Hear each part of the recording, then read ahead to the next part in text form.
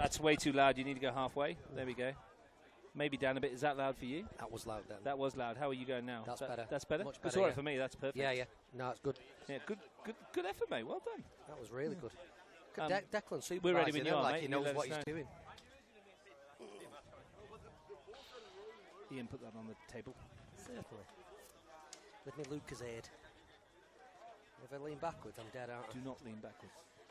Just like, because I'll think that wall's behind. Yeah, we've come further forward this year. We have. Step in the right direction.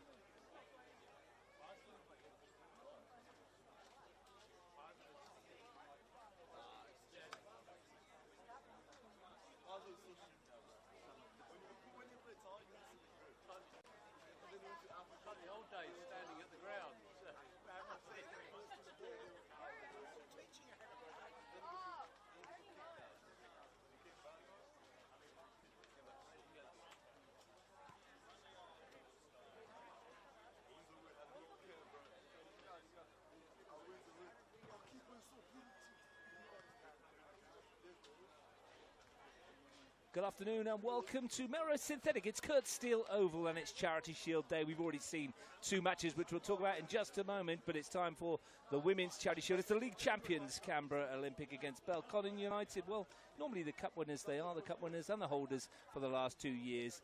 My name's Russ Gibbs. Ian Worthington is with me. Ian, once again, we can't wait for the traditional Charity Shield to get us underway. This season is edging ever closer and this is how we start. Yeah, thanks for having me on first and foremost. It's great to be back and a very, very busy, bustling Melrose Synthetic, and yeah, great to be here. Not the venue where we were supposed to be at the beginning, unfortunately, but this is great that Capital Football have managed to get this on at this time of year.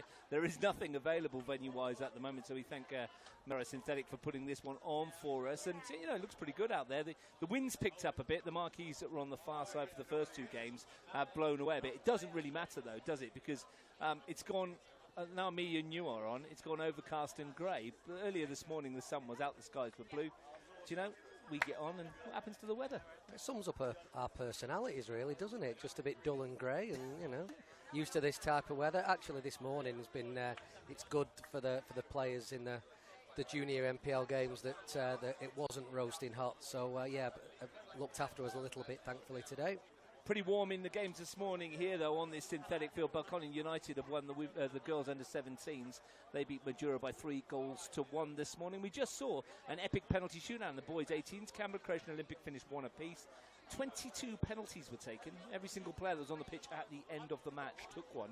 11 each, and it finished 9-8 to Canberra Croatia after that penalty shootout. I'm hoping it doesn't go the distance in this one as well for penalties. We were here for ages for that, but it might because these two sides are really well matched. I'm really looking forward to seeing both teams out there today.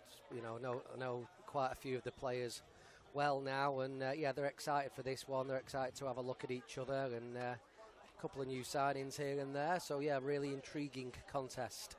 First thing to note as well before we look through the teams here is new kits, isn't it? I mean, if Albert swings his camera to the right, you'll be able to see the Canberra Olympics warm-up kit, and it's a very speckly, greeny blue warm-up kit they've got, and we've got Argentina over on the left, it looks like, with Belconnen United the other way, and their blue and white stripes. And then some brand new kits for them for the season as well. Canberra Olympic got the very fetching black and blue, which we'll see a bit later as well.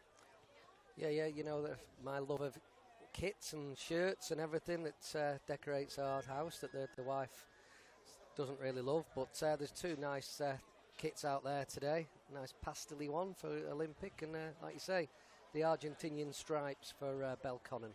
Very much looks like the Argentina rugby kit from the World Cup, actually. It's a nice little shade of blue and white. New players on each team as well, and getting the opportunity. Corinne Denton and Tatum Marzi on the Canberra Olympic side, Alex Martins and Annika Corrie on the Belconnen United side. We'll see them both, all four of them, playing this afternoon. Like I say, I'll run through the lineups for you shortly. But new players, chance for them to impress the bosses. Yeah, well, it's a showcase event, isn't it, really? The Charity Shield of many things that it brings, and these two teams are going to play each other a fair few times over the next 9 months. So let's see how it pans out today. They certainly will. They played each other 6 times last season, believe it or not. Ian, it's an incredible run of games. Olympic won 4, Belconnen won twice. There were 18 goals in the 6-game last season, netted by 11 different players across the two teams. Just to let you know what happened last year, in the Charity Shield, these two met. Kira Bobbin gave Belconnen the lead. Madison Keisha and Ella Brown scored the goals that gave Olympic a 2-1 win. First league game of the season, Sophia Paliwad and Lauren Preston scored as Belconnen beat Olympic 2-0. In round 12, Olympic were all over Belconnen. O'Connor enclosed, Maddie Whittle twice, Tiana Mira and Maddie Keisha in a 4-0 win. Pretty similar when they went to McKellar in round 20. Nicole Jaloka, Maddie Whittle and a couple for Ella Brown made it 4-0. In the qualifying final, well, Belconnen got the revenge. Riley Ewan and Kira Bobbin scored either side. Meaning Kat Perch's late goal was a consolation. But in the grand final, when it mattered, Tiana Mira and Nicole Jaloka came up trumps for Olympic to win 2-0. Make of that what you will. All it does mean, really, is that they've met each other so many times. Finding something new for each coaches must be very difficult. Well, they're the top teams in the competition, aren't they? 2 of. So, I mean, that's why they're here to play each other today. There's, like we said, there's some existing players, just as the Belconnen players start to walk off the pitch now. And Alyssa de Campley, and what a great season she had last year, by the way. Scored a hatful of goals, and yeah, they're looking good, actually, Belconnen. I've been watching them in the warm-up, and yeah, they'll definitely be up for it today. Charity Shield, glorified friendly, right, in all but name.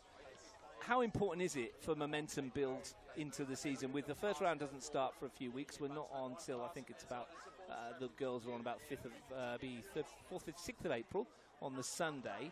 Belconnen and Olympic play each other on the 5th of April on the Saturday in round 1. Does this make any difference to what happens then?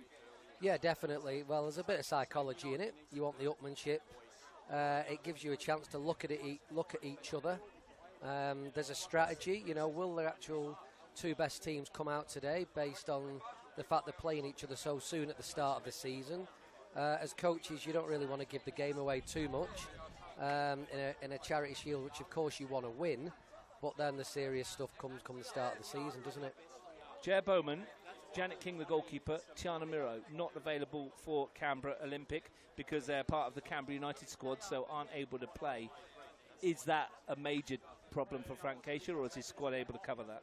I mean, they've certainly got some depth in there, but when you're missing those players, and they're at Canberra United for a reason, aren't they? They're there because they're the top players in the region, and you know, they've had the opportunity with Canberra United this year, and that's fantastic. Charity Shield, yeah, okay, well, you can't have them because they've still got their plans with Canberra United.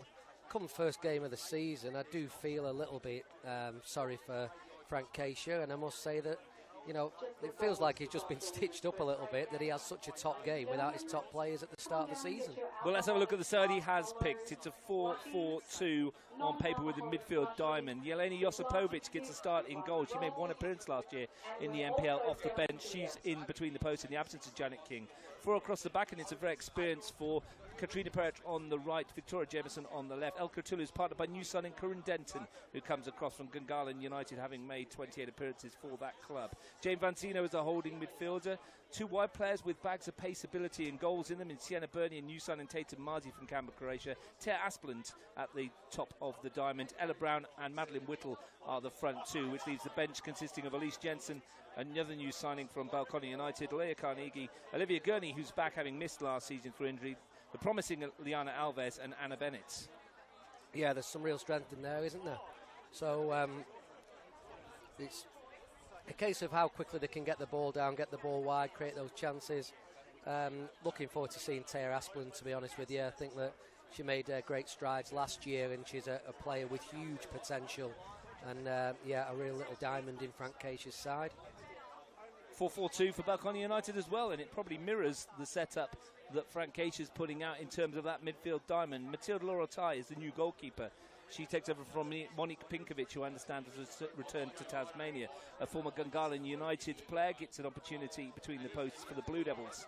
Bronte Pike at right back and Lisa Kerr at left back are mainstays. Eilish McDonough is partnered by Maddie Steinacker today, who played 15 games last season and is a versatile player who can play anywhere. Isabella Highmarsh will pull the strings from the base of the midfield. Lauren Preston and Annika Corrie, the new signings either side of her. Corrie, particularly impressive in her futsal appearances in CFL. Bundle of energy and dynamism there. Alex Martins brings pace, power and reliability at the top of the diamond. In the midfield four. Up top, Hattie Cram and Alyssa De Campley scored 28 goals between them last season. Alyssa De Campley having won the Golden Boot. The bench sees a return of Steffi Legends, having missing the entirety of 2024 through injury. Maya Ratowski, Layla Billington, Alina Roberts and Kira Bobbin, the latter two having scored plenty of goals in their career.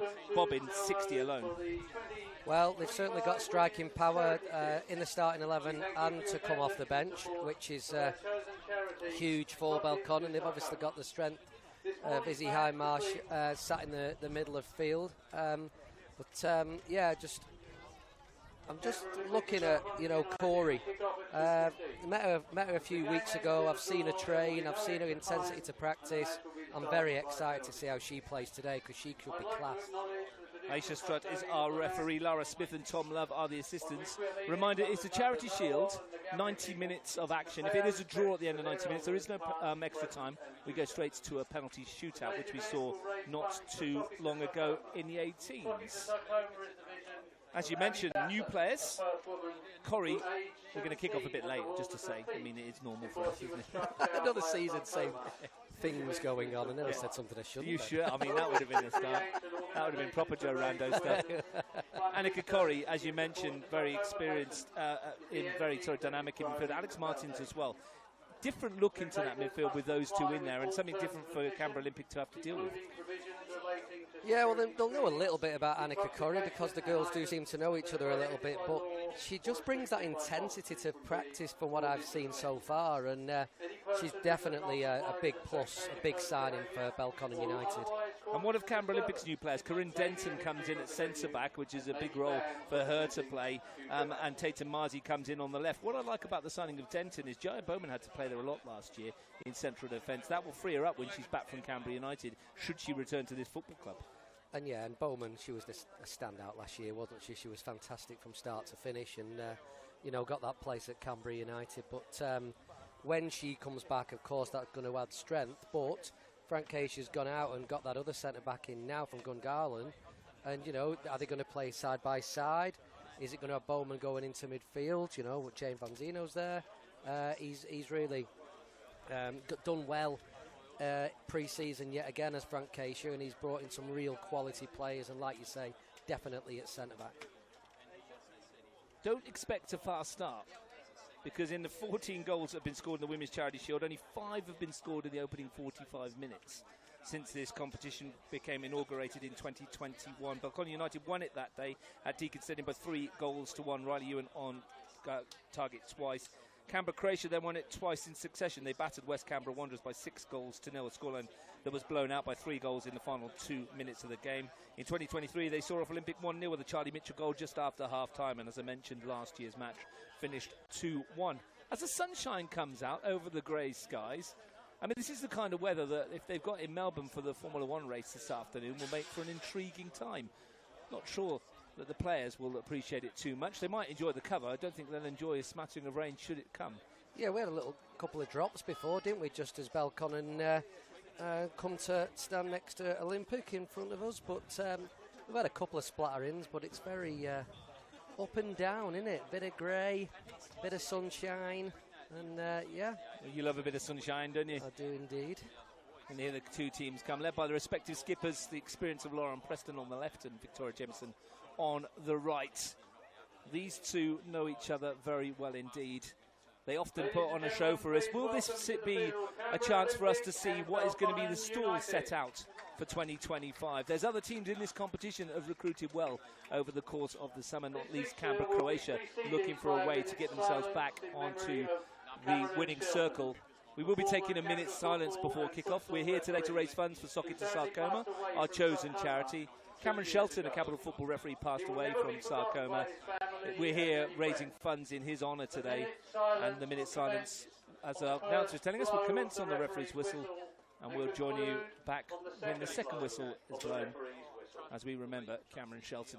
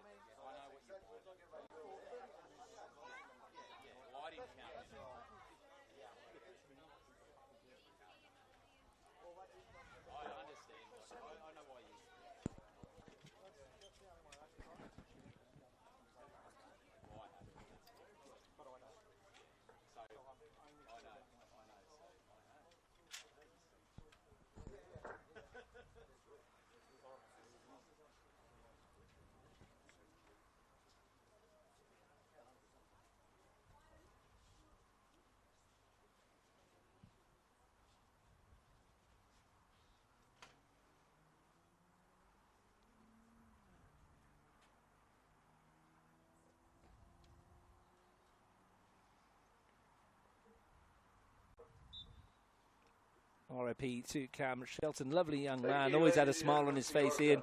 Very happy, go-lucky character, and he was very much loved amongst the refereeing community and the football community in general here in Canberra, and we miss him every day. And we host these charity shields to raise funds for that socket sarcoma cause, and it's a great cause as well. Yes, it is, and yeah, the players doing a great job with respect and the staff out on the field. I think the supporters finally got the gist of what was going on, which was ever so slightly disappointing. But we remember him fondly, and what a great cause for the Charity Shield. And we've got a great game in store for us this afternoon as our match officials get through the admin work that we need to do before kickoff.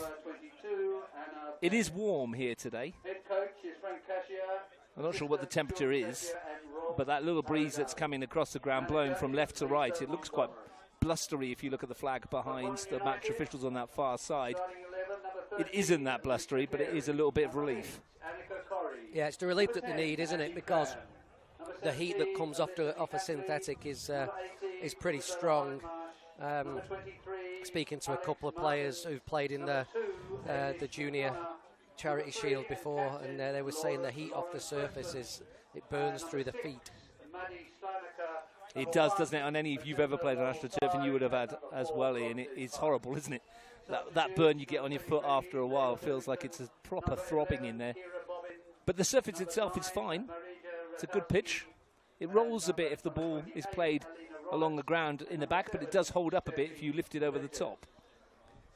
Yeah, and it's not a bad venue, is it? Like you say, it looks like they brushed the surface as well. I know it's already had a couple of games on it, but surface is looking quite decent. We've certainly seen worse synthetics, and yeah, it might be a little bit on the smaller side, but generally, no excuses today. Home of West Canberra Wanderers, who play in the National Premier League Women's and the Capital League Men's.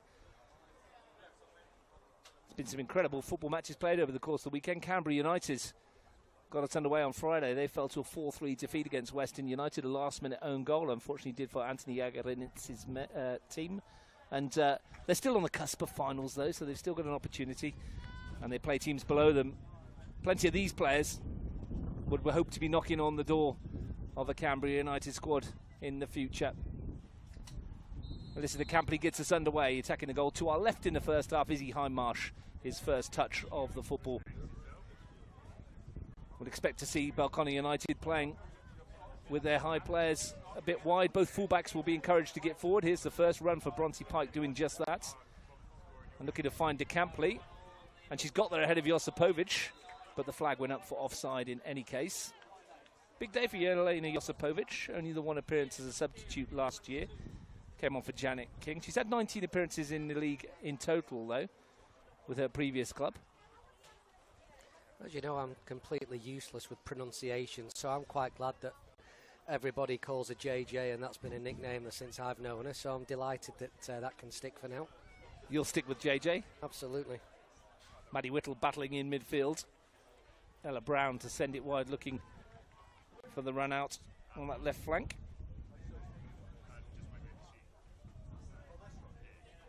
Tara Aspland has started on that left side, and Tatum Marzi's come into the more central of the midfield role at the top of that diamond.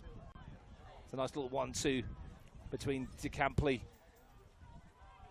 and a forward run from Belconnen United. Izzy Hindmarsh. Well, Izzy Hindmarsh, wearing 18, just sits and anchors in front of that back four, gets the team moving forward, and there's a lot of movement ahead of her early.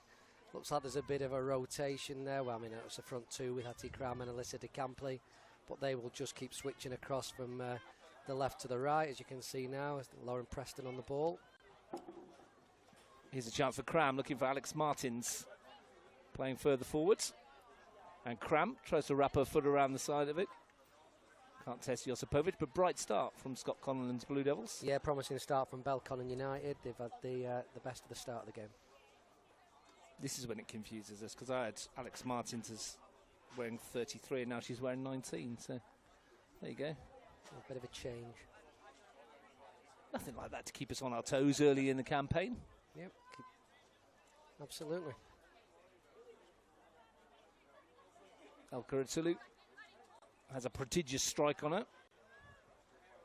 Bounce was tough for Steinacker. Bronte Pike should be able to tidy up, and it's her first touch in Blue Devils colours in a competitive match for Laurel Tie. Steinacker, McDonough. Matilda Laurel Tie burst onto the scene last year with the Gungahlin United, 6 appearances. Shared the goalkeeping duties with Gabby O'Brien, and has made the switch across north from black and white to blue. Important position for Scott Conlon to fill, wasn't it, with Monik Pinkovic having gone back into state? Yeah, I think they found out quite early at the end of the season that they were going to lose the goalkeeper, and they spent a bit of time without one, albeit in the off-season, so not crucial. But, yeah, it looks like they've filled that spot now. Jameson, the skipper, one for Maddie Whittle to chase, former Canberra United forward. She's got pace, but Lisa Carey's got that under control. I don't know why the goalkeeper's not collected there. It wasn't a pass back. It looked like it rolled off a chin. Bernie back for Itulu. Corinne Denton, likewise her first appearance competitively for Canberra Olympic, having signed for from Gungahlin. Whittle going to slide it through for Tatum Marzi. Here's Alex Martins. Just noticed that Riley Ewing's here. Wonder whether she'll miss the game. I wonder whether the game will miss her, and I wonder whether she'd love to be out there right now. Yeah, she's not playing this year, Riley Ewing, despite scoring a clutch of goals last year. Top scorer in the CFL indoors. Well, second top scorer, I should say, behind Brittany Palombi. Scored an absolute bucketful. Here's Sienna Burney. As the wind picks up across Melrose Synthetic. Jane Vanzino. Just switched with Asplund for a moment. Asplund is a really important part. Teenager. They've got high hopes for her. Burney. It's very fluid, this rotation, because Vanzino's dropped to this right side at the moment. Now she's sending Burney back over there. Yeah, I think that was just because Burney just got caught over on that side and Vanzino came out this side. So, yeah, that shape looks a little bit more natural now, as they've swapped back.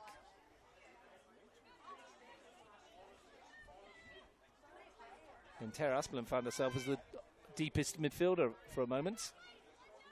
Lisa Carey. It should be an Olympic ball.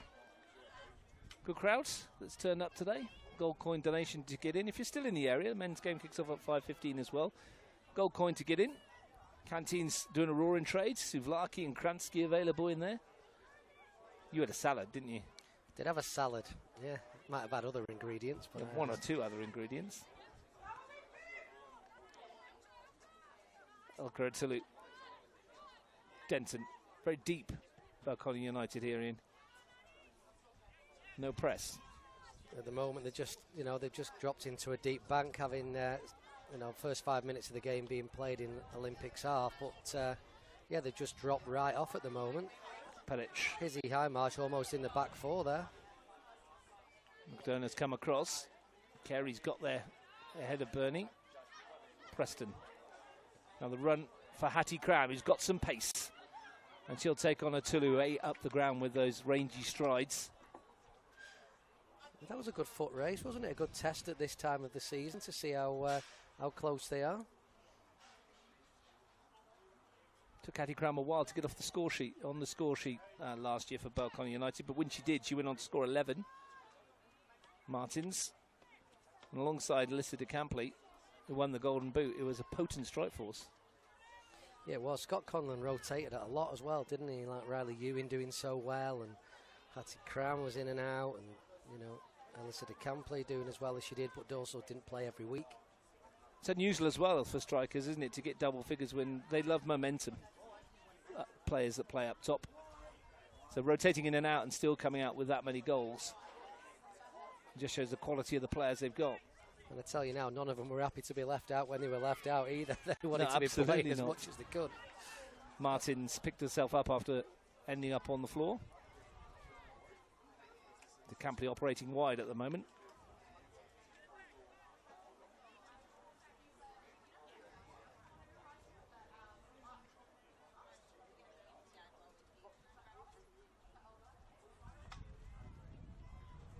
Might be able to hear the wind in the effects mics. It has picked up.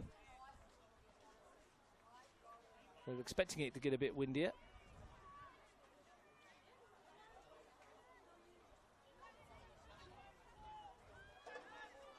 Corrie finds Hindmarsh on its way to Lisa Carey. Cram. It's one for Preston to chase. Bernie's gone with her and did well. Might get the first set piece. It's a goal kick, in fact. It must have come off of Lauren Preston last. Well, I'm not too sure about that. From here, I thought it was a corner to Belconnen.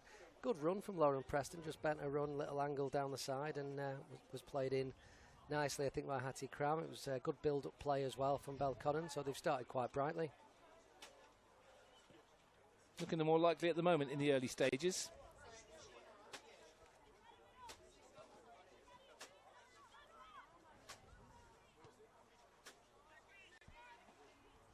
Modded away by Denton.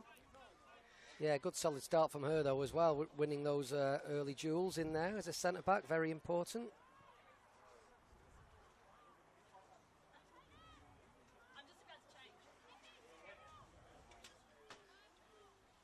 Still waiting for the first real clear-cut opening of the match. Now the goalkeeper threatened just yet. Hindmarsh. Well, that's a foul on Maddie Whittle and an opportunity for the first strike of the game, perhaps, as we approach the 10-minute mark. It's not a foul, that. Maddie Whittle's gone to ground. Hindmarsh was just a slightly stronger, and referee gives a free kick. It's a very soft one in quite a dangerous place.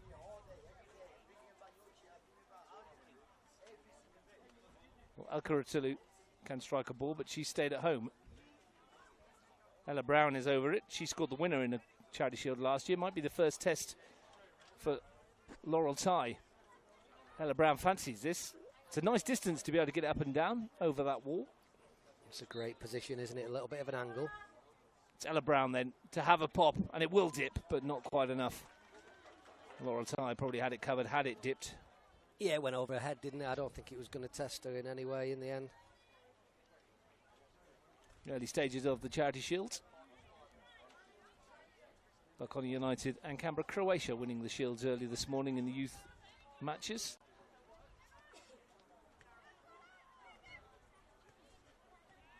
I've been handed the lineups for the men's match later on, Ian, which we'll discuss in full before that. And there'll be some interesting selections from both teams there, which might surprise some people later.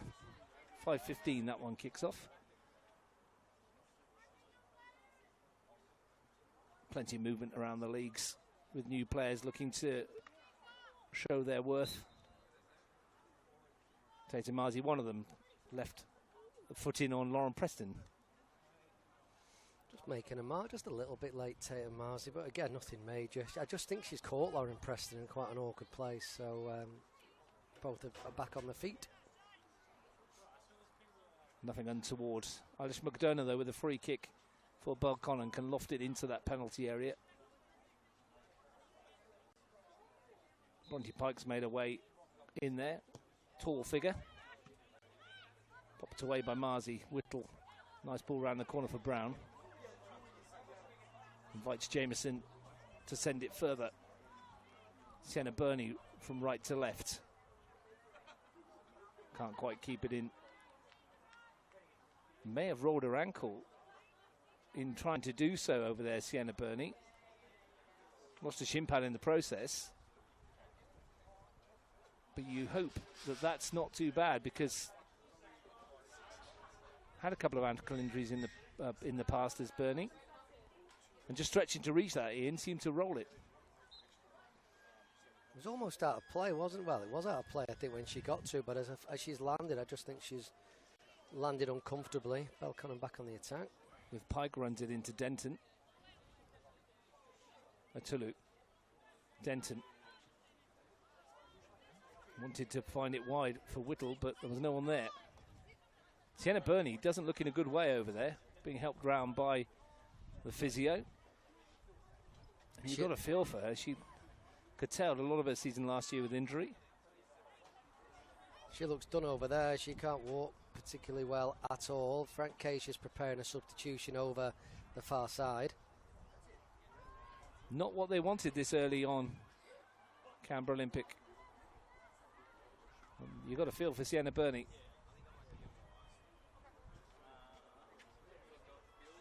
Such an innocuous moment as well, wasn't it? And they're often the worst. Yeah, it doesn't look good on camera when there's somebody in crutches just walking behind her as well, really. It's not a great picture, is it? But she looks like she's done herself pretty big damage over there. I think her boot's just come off.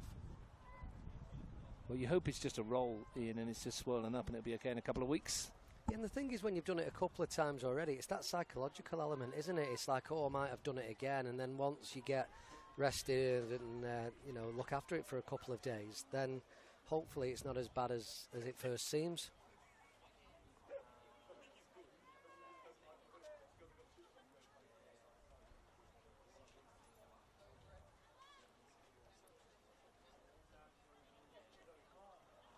We'll keep an eye on that. They're playing with 10 at the moment, the league champions. De Campley battling away with Vanzino.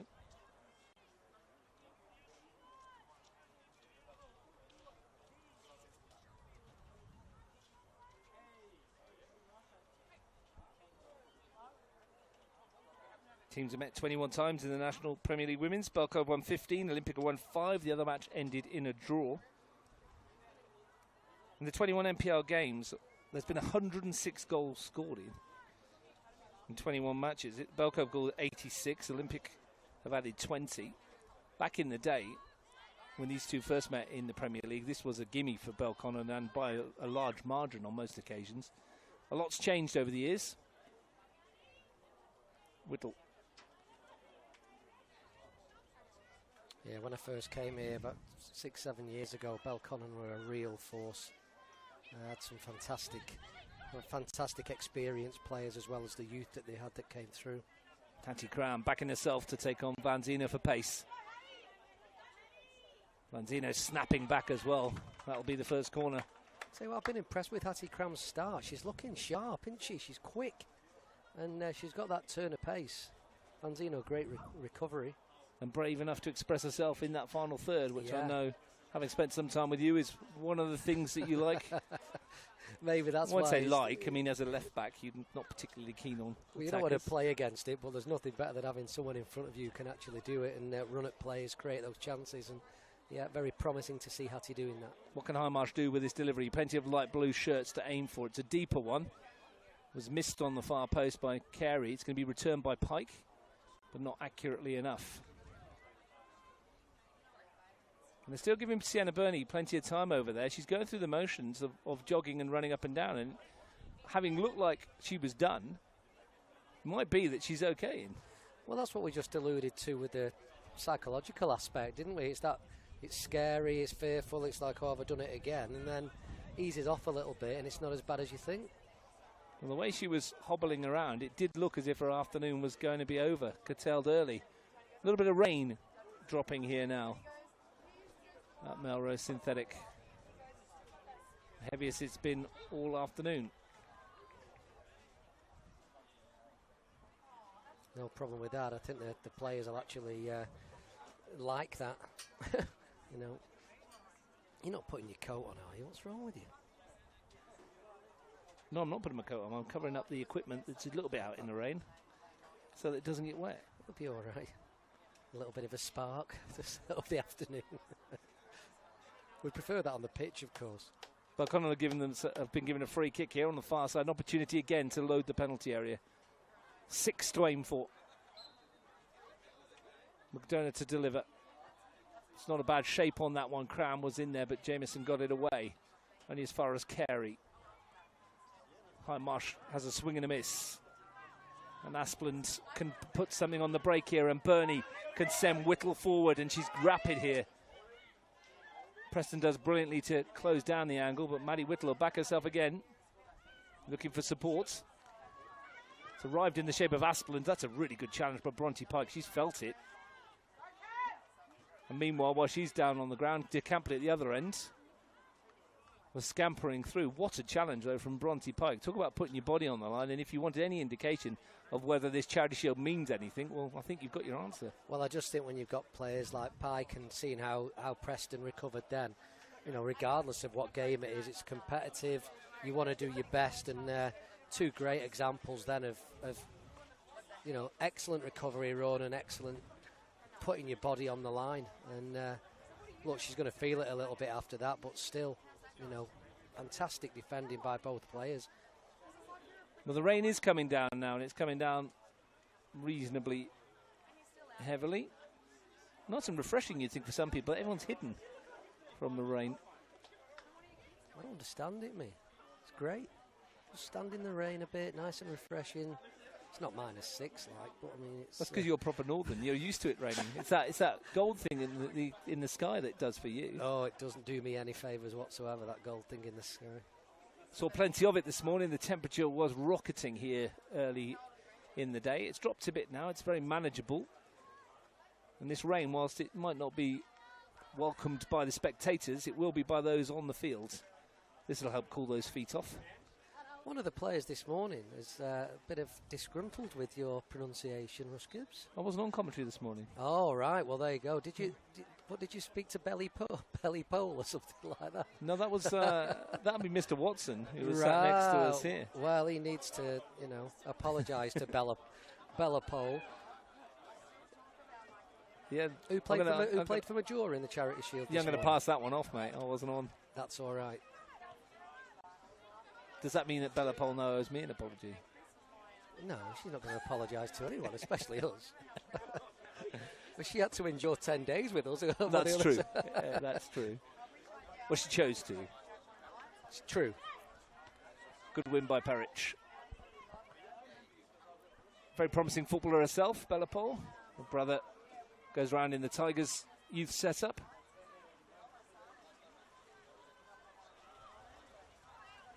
As the rain starts to increase.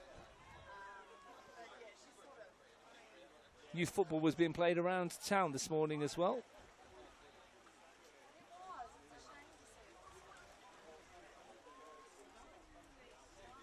Yeah, full weekend of it. Some big scores yesterday. Some good games today. Tulu clips this to this near side. Perich will get there. Forces it forward. Irish McDonough. Lisa Carey. McDonough again to clip it towards Cram. That's a nice touch, but skips off the surface. Well, it's fast anyway, isn't it? But this rain's going to make it even quicker. Yeah, and on a grass surface, this bit of rain is brilliant for it, for a dry surface. But on here, it actually makes the surface very quick, doesn't it? Really skips off it. That's the thing. They've warmed up on a dry surface, and you know it doesn't skip along, and it pops up. And within quarter of an hour, it's zipping around everywhere. So they've got to adapt the game slightly. Two very competent football teams, though. There's a reason they've hoovered up all the trophies between them over the last few years. And they'll be setting out their stall to do so once again in 2025. And despite the claims of everyone else in the division, it'll be a brave person to metaphorically bet against them. Well, I think if you were to have a chat around the CFC area, then they'd certainly want to stake their claim for something big this year. They had a huge pre-season win yesterday, I'm led to believe. They've recruited incredibly well. Martin's tried to put that through. They'll kick us off this season, in fact, on Friday the 4th of April. They'll play Gungahlin United at Gungahlin Enclosed. Sam Watson will be across that one for us. Bit of Friday night football. Bronte Pike. Men's kicked off on the same night. Riverside Stadium for Panthers and Tigers. Battle of the Big Cats. Here's a chance for Belconnen. Olympic do enough to get rid of it. It's always exciting round one, isn't it? Because all these new players, new look teams, in some cases new coaches. and everyone's got pretensions of wanting to win it, and everyone's got the same chance in round 1. Yeah, everyone's got that fresh start. Sometimes it's not new players; they've just put a different jersey on, haven't they? But well, it's new players for that team. New players for that team, or returning players, and another shin pad's gone missing. Then it's Bernie's again. I think that's come out a couple of times now. It's because she wears her socks around her ankles. Hi, Marsh. Martins helps it on. Chance for Hattie Cram. Struck it okay. Not as well as she would have liked, though. You could see what was in her mind. She'll be disappointed with that. Got a leak to our left off the roof. It's like being at Old Trafford, isn't it? Yeah, it is. Again, I can't always say what I want to say on commentary, Russ. So. But yeah, there's a leaking roof. Are they meant to move into a new circus, Man United? Well, they are. I mean, Bolton did. No, that's a ever-growing circus, that place. Steinacker goes wide. Pike's been heavily involved in this opening quarter of the match. Getting the better of that flank. Good run forward by De Campley. Movement's very intelligent, Alyssa De Campley. Here she comes in field, looking to get a shot away. Is that a free kick? Nothing doing. That's the clearest free kick that you'll see, I was going to say all season, certainly today. Well, it might hurt them on the break as well. Ella Brown is after this. Steinacker will get there first, though. Did look like a trip on De Campley. It definitely was. Pushed the ball just ahead. The tackle's come in. It was late and missed, and it was a free kick, but not given. Lisa Strupp waved it away. About 20 minutes or so to go of the half. We are actually having now a scheduled drinks break, which, when it was scheduled this morning, when it was 1,000,000 degrees, was probably a good thing. Players will need a drink now can just look up to the heavens and open their mouth, and they'll be happy. That's exactly what I was thinking. Let me ask you then, Russ. It has got a bit heavier. As it gets heavier. Do you know, we say it's scheduled. Could it not just be a common sense thing then? Or maybe they're thirsty, mate. Well, maybe they are thirsty, but we're thirsty talking here. But you've been drinking your Lucozade. I do have my Lucozade. It's good. You've got a nice spring water there. I do. Need to get it at some stage. But I'll tell you what, though, 25 minutes or so of football so far. Is it fair to say that the Blue Devils have had the better of it in terms of possession and in terms of half chances? There's not been a great deal chances for either team. Yeah, probably more energetic, a bit more creative. I mean, Olympic have had the main shot at the goal, albeit from a free kick. And the brilliant block where there was another shot looking like it was heading towards target. So Olympic have had a couple of chances from around the box. But yeah, if you wanted to look at possession, probably Belconnen just shading it at the moment. Neither team, though, really testing the goalkeeper so far. Belconnen United scored twice in 12 minutes in the under-17 girls this morning before going on to win 3-1 against Majura. They were 3-0 up at half-time. Majura came back in the second half. Canberra Olympic were 1-0 up in 2 minutes in the under-18s. Johnny Mustakas scoring there. 1-1 that ended, and that 9-8 penalty shootout, the mammoth penalty shootout. O'Connor Knights can go on United at 5:15, and the rain stops after the drink break finishes. So maybe we've scheduled the rain off, mate, for you. There you go. Okay. We've got what's this now? A free kick for something, or a throw-in? I think it might have gone out of play on that far side. There's some brave souls who stood out in the rain while it was on, probably enjoying the refreshing. Well, they're much braver or dafter being stood out when the sun was battering down just before. Jameson, Whittle, prodded away by Hindmarsh, picked up by Cram, nicked off her toes momentarily by Itulu. It was Elka Itulu. Kat Perich doing the defensive work to clear up. Hindmarsh has won it back, though. Blue Devils edging the midfield battle, and off goes Bronte Pike again. Yeah, Hindmarsh dropped that into a great area. Pike thought she couldn't get there, then thought she did, and then she has. She done brilliantly to get there, didn't she? Yeah. Tried to find Annika Corrie, who's not quite had a touch of it as much in the early stages. Clipped forward by Aspland. Haven't been able to get Corrie into it. No, she's been quite quiet, hasn't she, over on that side in the start of the game. As you say, having seen her play, though, I doubt that's going to continue. Just getting to grips with things, I suppose. But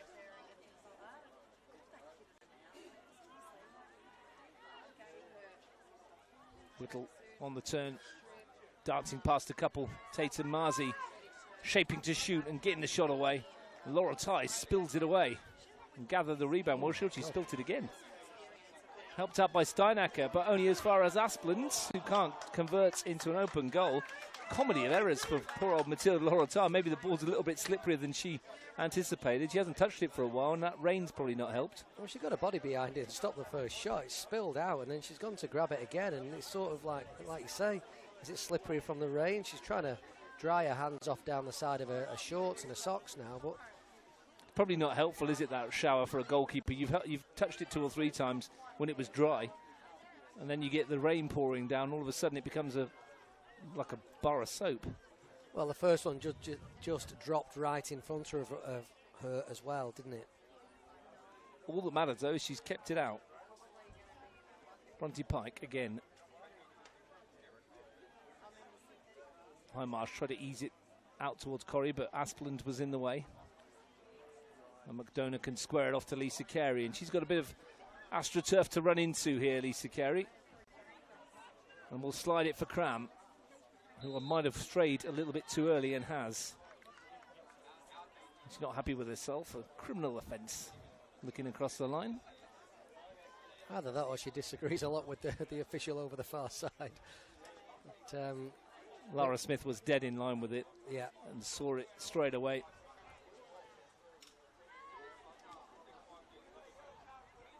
It's been the out ball, though, isn't it, for Belconnen, to try and find Hattie Cram and let her run into that space? Definitely has. Perich gets forward for Olympic and then just leaves that space for Hattie Cram to run down the side. She's been marshalled very well, though, by 2 good Olympic centre-backs so far. Maddie Whittle finds Ella Brown, but that skipped off the surface and then off her shins. Whittle's looked lively as well in the top end of the park for Canberra Olympic, as you would expect from a player who, in her NPL career, has got a record of 111 goals in 135 games. Belconnen only lost 5 times in all matches last year. 4 of those were against Olympic. The other was a 2-1 loss to Gungahlin United in round 9. Olympic, meanwhile, have only lost once in their last 16 competitive games, and that was the 2-1 reverse to the Blue Devils in the qualification final last season. New season doesn't mean much, all those stats, but they're all we've got to work with at the moment. So you'll have to put up with it in. Great touch. Till we get some new ones. Maddie Steinacker. Great touch, Maddie Steinacker. She's getting beyond here as well. Well, first time she's been released from the shackles of central defensive duty and backing herself to take on Bernie. Couldn't quite find the delivery. Very versatile footballer, Maddie Steinacker, playing central defence today. We've seen her play at 6 as well. We've had conversations over the years, Ian, and many people in this box have with me as well, about where her best position might be. And many have said that perhaps it will turn out to be a centre-back. Well, that's where she played most last season, wasn't it? And that's where she's sat again today. But clearly athletic enough to get forward as well. Disciplined enough to stay when she needs to.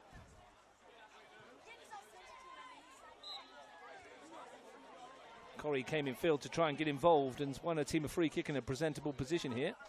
That's more like the Annika Corrie we're expecting. And a chance for Izzy Highmarsh to show her set-piece skills.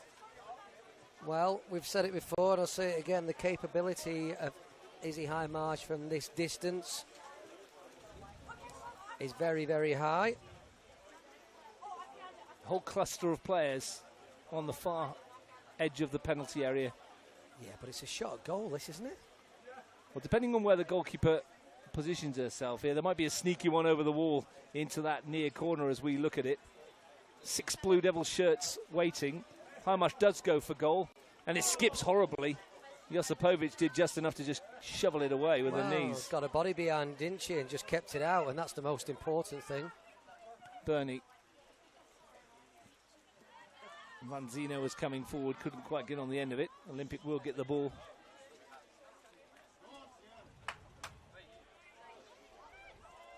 Kat Perich, who had that wonderful moment last year of playing with her daughter, Lucia.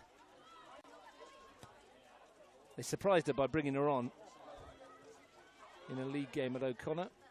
Kat Perich had no idea her daughter was even on the bench, and then they brought them both on together at the same time, and it made for a wonderful video. And the look on Kat Perich's face when she realised who was coming on with her was an absolute picture.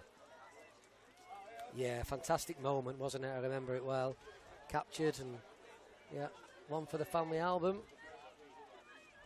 Whittle Marzi wants to have a shot again and dips on Laura Ty, better behind it this time, the goalkeeper.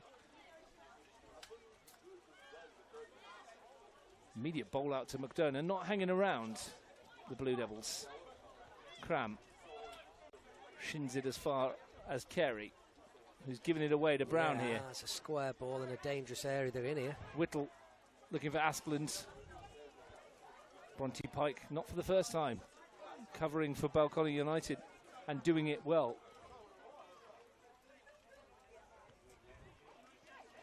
This is the time to admit I forgot to start the stopwatch. I think we've got about 35 minutes played here. 34 maybe, yeah. Oh, good guess then, wasn't it? I could tell by the position of the sun. Yeah, or lack of. Hattie Cram bending that channel again. Got herself in behind here and a chance to deliver it towards Lauren Preston. It's a race between Preston and Josipovic here. And the goalkeeper did enough again. Lauren Preston's work rate in this first half's been off the scale. She's been everywhere. It's brilliant so far. Playing on the left of that midfield four, or the midfield diamond, it's Carey. Back for Preston. Highmarsh wants it and gets. Rather forces Maddie Steinacker back. It's a loose one from Izzy Highmarsh, not usually her accurate self. I don't think she needed to play backwards, if I'm honest. She had the old half in front of her. Steinacker looking for the run of Pike. Corinne Denton went across to meet it. Tight first 45 minutes, as we expected. It's rarely anything else. Oh, yeah. Martins went down, appealed, nothing given. Tara Aspland got rid of the ball. Brown finds Whittle.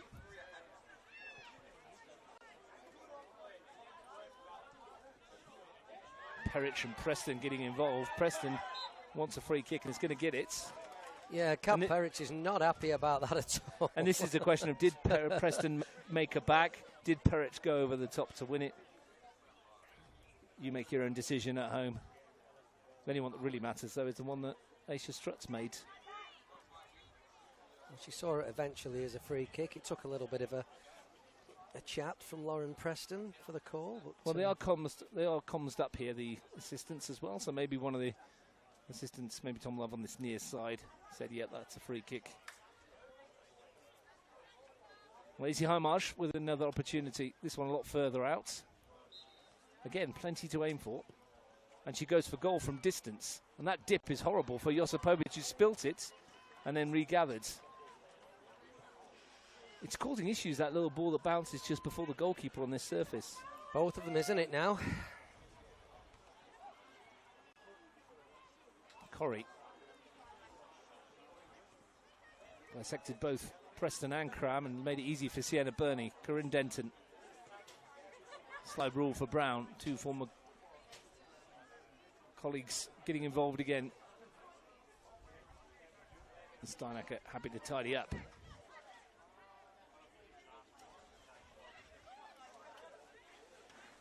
Both teams happy to play out from the back in. Both teams confident in their ability to pass the football. Yeah, moving the ball forward as well. So good in possession, can create attacking opportunities. Good variation, to be honest. Nothing between them on the scoreboard or the pitch. Well, we talked a little bit earlier about maybe Belconnen having the better slightly of the possession. It's probably evened up even more so now. Perich with Cram. Was there ball one there? Referees let it go. Hattie Cram certainly felt it. Alex Martins isn't hanging around. And here's Alyssa de Campley. Couldn't quite get on the end of it, and Josipovic will roll it out. So Hattie Cram can get some treatment. But that was a crunching tackle from Kat Perich. Just, and referee saw that Perich won the ball, and just going checking in on Hattie. What a challenge that was. Pre-season friendly? Well, no one got Perich's playing, no. What a hit from Perich. Absolutely, it's part of a job. Hattie Crams convinced she was fouled. So was our table. Unbelievable. Not going to argue with him, he's about 6'7". Well, we're about 9 foot stood up here. That's true. So we can looking down on him, but yeah, table nearly took a tumble then. Hattie Crams getting some treatment in front of us.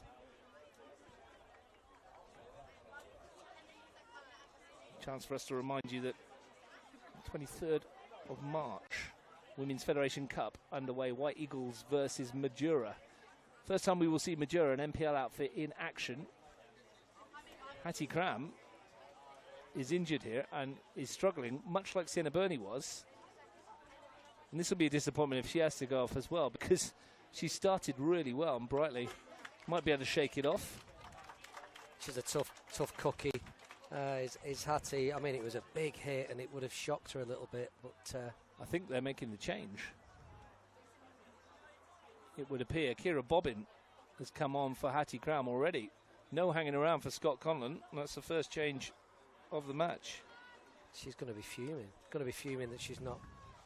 Like, she's going to be fuming that they've made the change here. Well, Kira Bobbin is a player that scored 9 goals in 10 starts this year, 60 in 93 MPL matches overall, and Hattie Cram's been selected ahead of her. And all of a sudden, Bobbin's back in the squad, and if you're Hattie Cram, you're probably, like you say, absolutely fuming.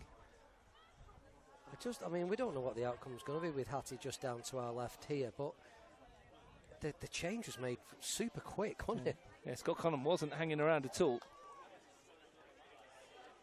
And you're hopeful that Hattie Cram, she looks a little unhappy, of course, to our left, and you'd expect her to be. And it's not like roll-on, roll-off subs, is it? No. She's sat there absolutely fuming. Lisa Carey. They had the radio and the physio radioed across, so perhaps it was a no, I can't carry on. So maybe doing her a bit of disservice here. Maybe the physio's made the call for her, which might be the case. Anyway, Kira Bobbin, they don't lack much for having Kira Bobbin in the start in the 11 now. Scored in the Charity Shield last year, as I mentioned. 9 goals in a truncated season for her. But 60 and 93 is a great return in the MPL. And she's all about pace as well, Kira Bobbin. Ella Brown. Here's Alex Martins.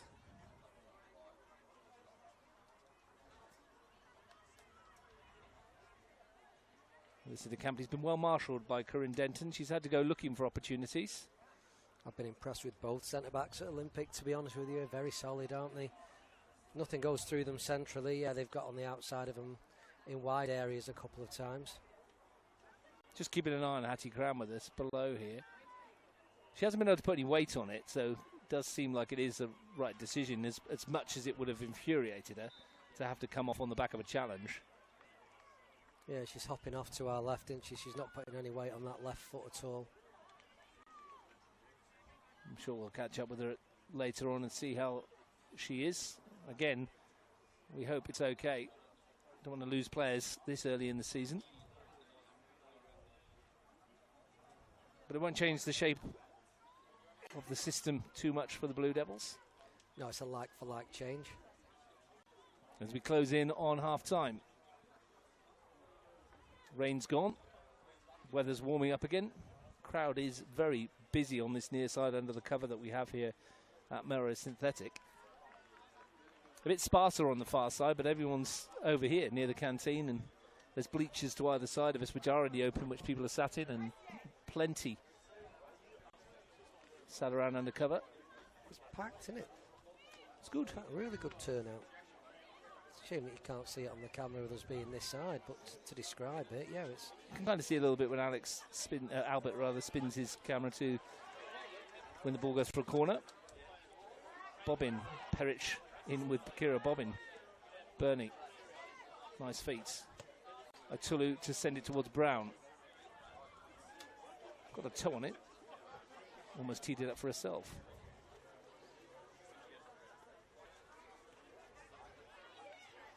Marsh. Clipped by Denton for Jameson. Brown again, goes long, Whittle.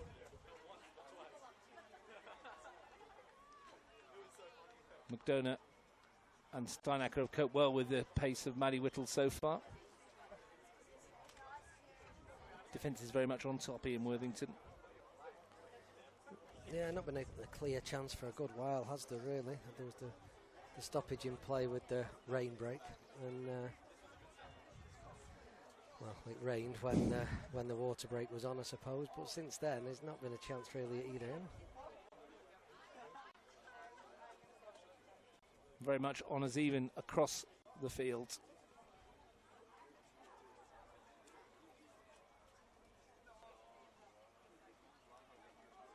To Campley. Martins drops the shoulder and does brilliantly to create an opening. Well covered by Ratulu. That little change of pace from Alex Martins. That's one for Bobbin.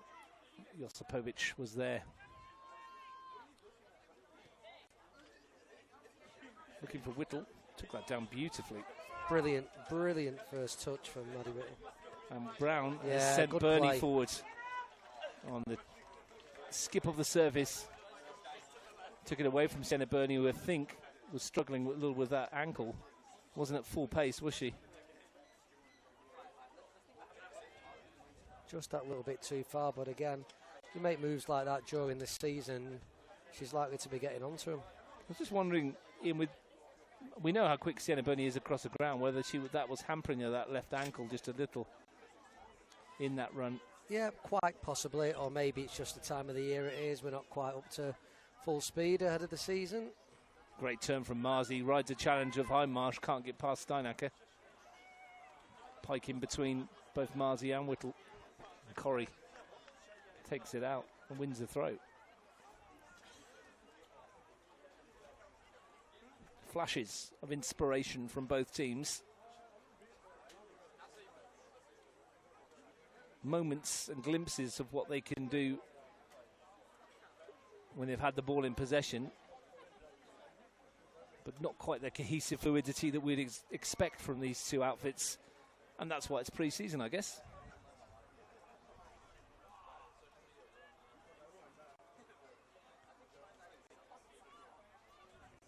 Asplund closing down. Denton solid as ever. Hindmarsh. Pike. Do you find it interesting that Izzy Hindmarsh has been, I guess, not given a marker as such and allowed to just do what she likes in that hole? Or is it too far from goal to be a problem? Come back to that in a second as Carey looks for Preston.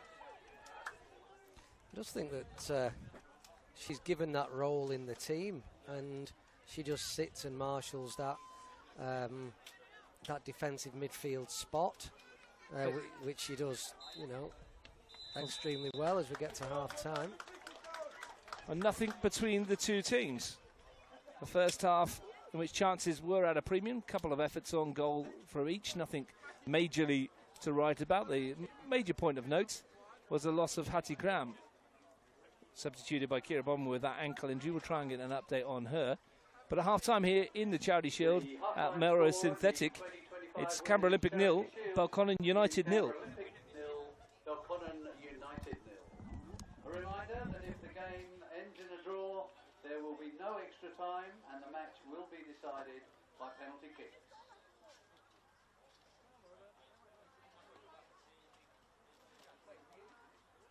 Spectators must never become violent or antisocial towards another person, including spectators, players, coaches or match officials. Any person identified engaging in disorderly behaviour or who otherwise causes a disturbance may be evicted from the venue and potentially banned from attending future matches. Just a reminder that during half-time, spectators, or at any time, spectators must not enter the field of play or play playing arena without lawful authority. Significant penalties apply for breaching this condition of entry, including being evicted from the venue and potentially banned from attending future matches.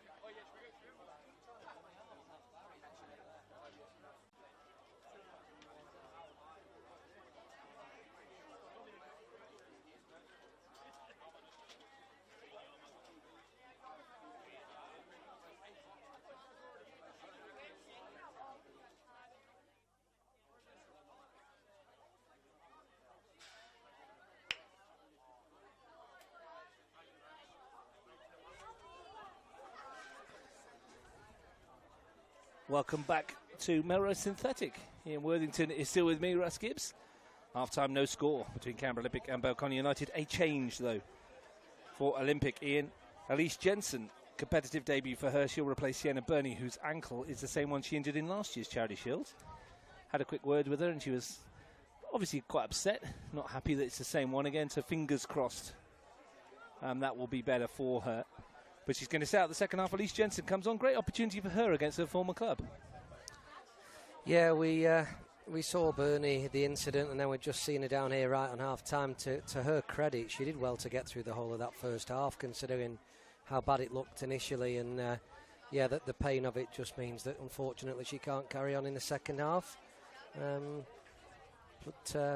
Jensen, like you say, against her old team, our former team.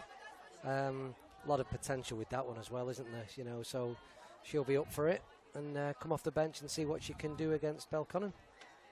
Do you know what is quite infuriating is we're right by the canteen here and the barbecue is out the back behind us. Can you smell it? It's great, isn't it? It does smell good. I'm going to have to get myself a salad for after the game, I think. Proper salad? Proper salad with a bit of meat and souvlaki bread. Salad? Yeah.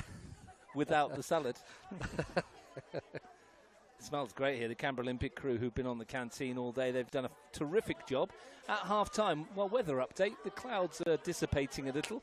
The sun is shining through a bit more and the rain has gone away. So Canberra Olympic are out and ready to go. The referees are out and ready to go. And Belconnen United, well, they're still caged away in the changing room. A bit like before the start of the first half as well. Olympic were out well before Belconnen. I don't know, when you're down to that changing room to the left, like, does anybody come and knock at your door and say, yeah, we're ready to go out? It's hard to knock at the door because they're metal bars. So you It's can't really... like a prison. You can't, I mean, from the outside, it is bars. It does look like a prison, but you can't really knock on them. You've got to be able to do something, like, you know James White's out there. I mean, Aisha Stratton and her team are ready to go. We're ready to go. Olympic are ready to go. They can just kick off without them. Imagine that. Go 1-0 up. Plenty of people in the crowd as Belconnen come to join us. Saw Michael O'Rourke in the crowd as well, friend of yours, cricketer extraordinaire, got himself 112 not out last week, I understand. He did, but I always rib him for this. So he's an ex-professional cricket player playing Masters League 17 or something. You can only play what's in front of you. 112 off about 30 balls. 30, yeah. Off and over, I think it was. But yeah, good score from him. I believe he wasn't a bad player in his day. Heard the same. All spectators, please leave the playing area. And ladies and gentlemen, welcome back. Here's the two teams. Two teams to the field of play. Michael swings the camera to our left a bit. You can see Steffi Legends there with the strapping on her right knee, carrying the esky. She's been missed the whole of last season through injury, and she's back this year. Adds a little bit more dimension to the squad as well, getting up and down that left flank. Might see her in the second half. Yeah, don't know a huge amount about it. Like we say, we didn't see her at all last year. Hattie Cram to our left is wandering about on someone's crutches, but I mean, maybe that's just, you know, to keep her weight off the ankle rather than, you know, seeing someone on crutches is usually very concerning. But she looks like she's having a bit of a laugh with them now. She doesn't look too distraught, does she? Not now, no. Well, she certainly was initially. Got over it at half-time. They put some portable changing rooms here today from the ACT government, and they're in shipping containers. And if you haven't seen them, go and have a look, when they're empty, obviously. They're pretty good. There's like a bench in there and all sorts of like hooks on the wall, and there's storage racks, and it's a really good use of shipping containers, and they've been dropped in by the ACT government. There's 2 of them, and they're really incredible. And they, you know, for venues that haven't got changing facilities, it's a game changer, really. Sits nicely in that corner as well. It could almost become a permanent feature. It would certainly help West Canberra Wanderers, wouldn't it? And there's one on the other corner as well as you come in the main gate. Anyway, not often we talk about buildings. See what the change with Jensen will do, whether it will be like for like. She has gone out to that right side at the moment. This is her first touch. Bit of a loose one. Kira Bobbins come back to win it. Lauren Preston beaten by Perich. McDonough for the Blue Devils. Carey, Preston. Snappy challenge from Vanzino. And again. And she's got away momentarily here and is scythe down. Or not, according to the match officials. Eilish McDonough has dodged one there. Again, there's no ball. That looked like a free kick to me. Meanwhile, look at the pace of Kira bobbing in the other direction. This would be a controversial moment. Alcaratulu makes sure that nothing happens there. Great challenge from Alcaratulu. Yeah, more brilliant defending from her, just to follow on from how she played in the first half. Breaks for Whittle, finds Brown. Bit end-to-end at the start of the second half. Vanzino chasing after this as well. And a little nudge in the back of McDonough. That will add salt to the wound for her not getting a foul in the first instance. Stood on the back of a boot by the look of it. Always wonder about those. So if Vanzino doesn't go down there, she's away. So why else would you go down if you're not fouled? That's a foul. That's a foul. It's no two ways about it. He's put her on her face. Got away with one, Belconnen. Pre-season for the officials as well, of course. They've got to get their eye into.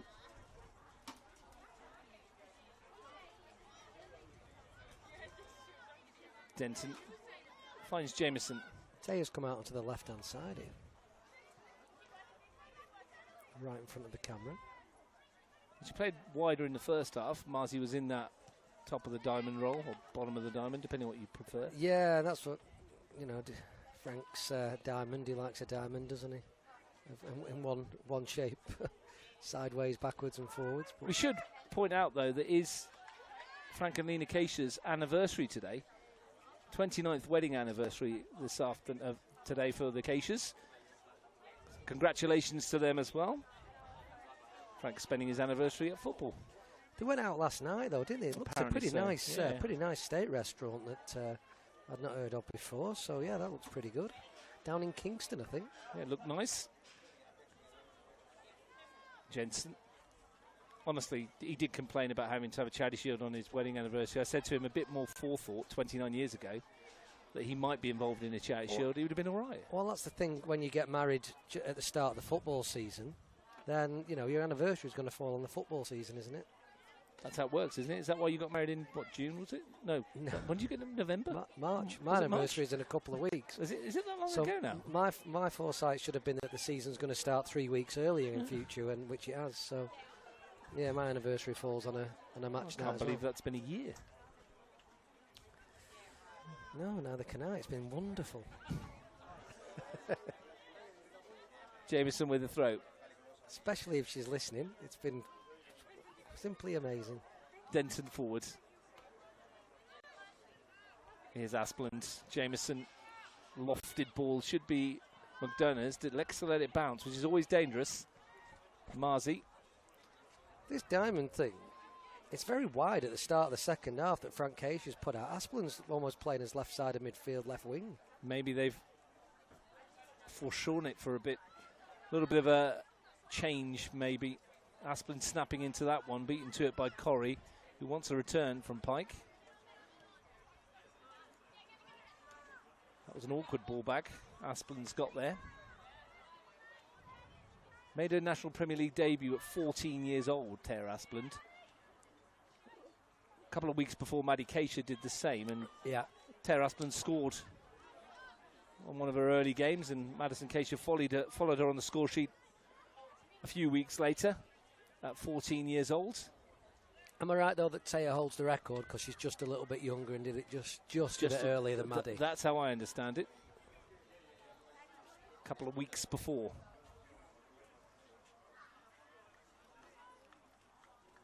But two exceptional talents that we have in our region.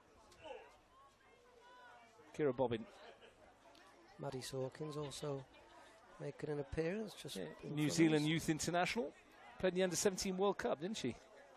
Yeah, Garland United player. Yeah, great success for her. Wonderful achievement.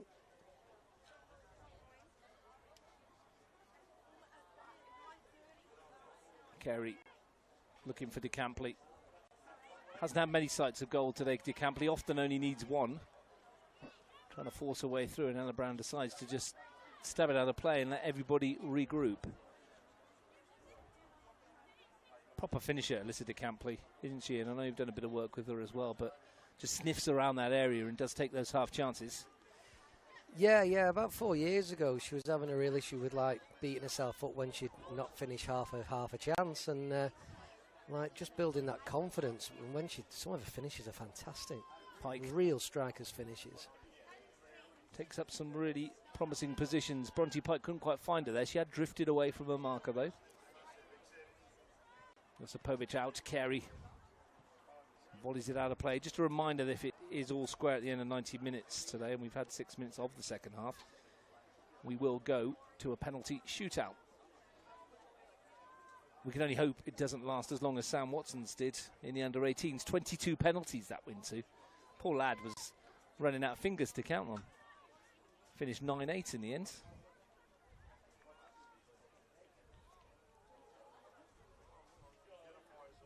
Ended up with both goalkeepers taking, one scoring and one missing. Were you a penalty taker in a shootout yourself? No. You'd have had to today because everyone had a go. Yeah, I would have done.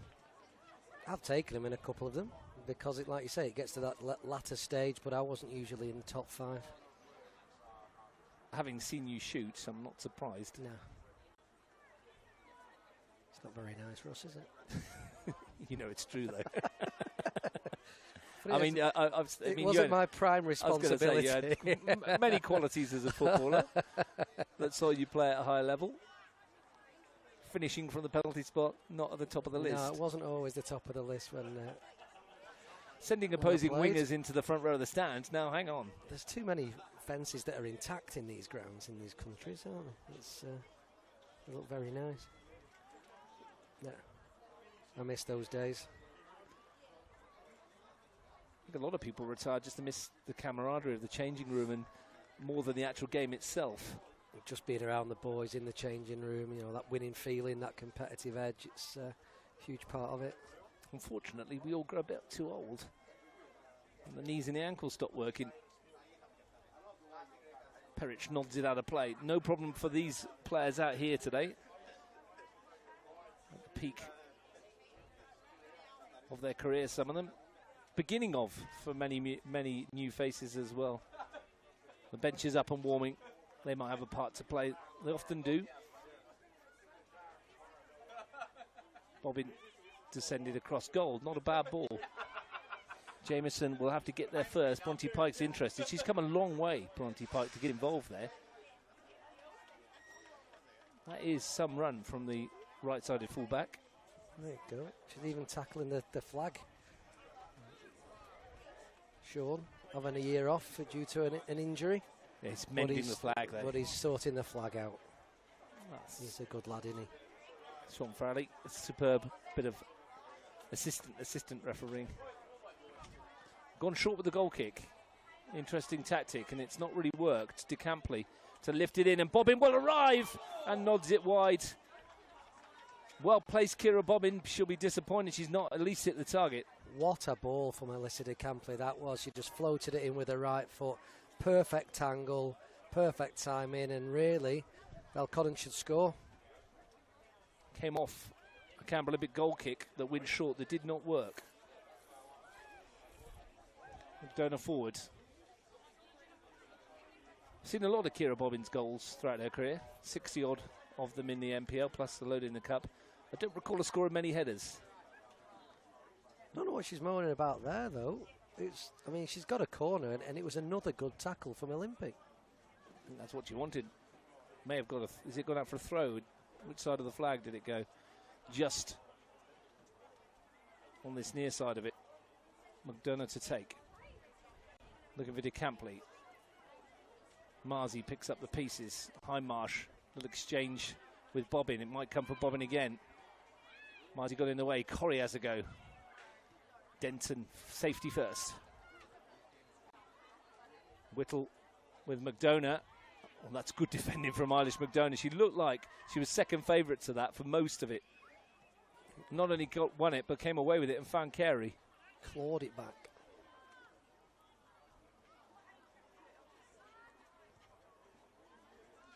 Perich forward. Steinacker. Looking for Bobbin. Goes back for Pike.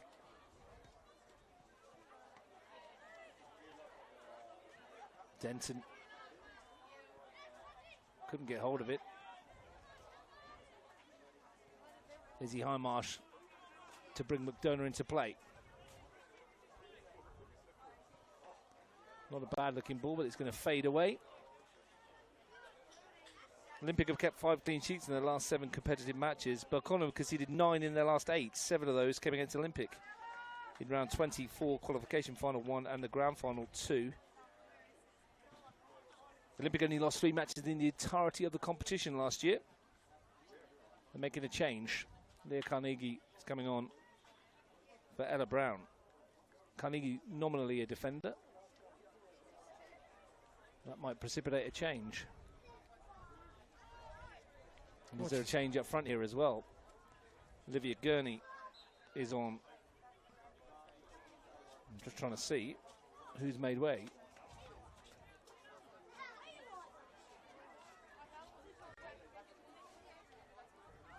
Did Gurney not come on for Brown? Gurney's just come on. And Ella Brown's gone up.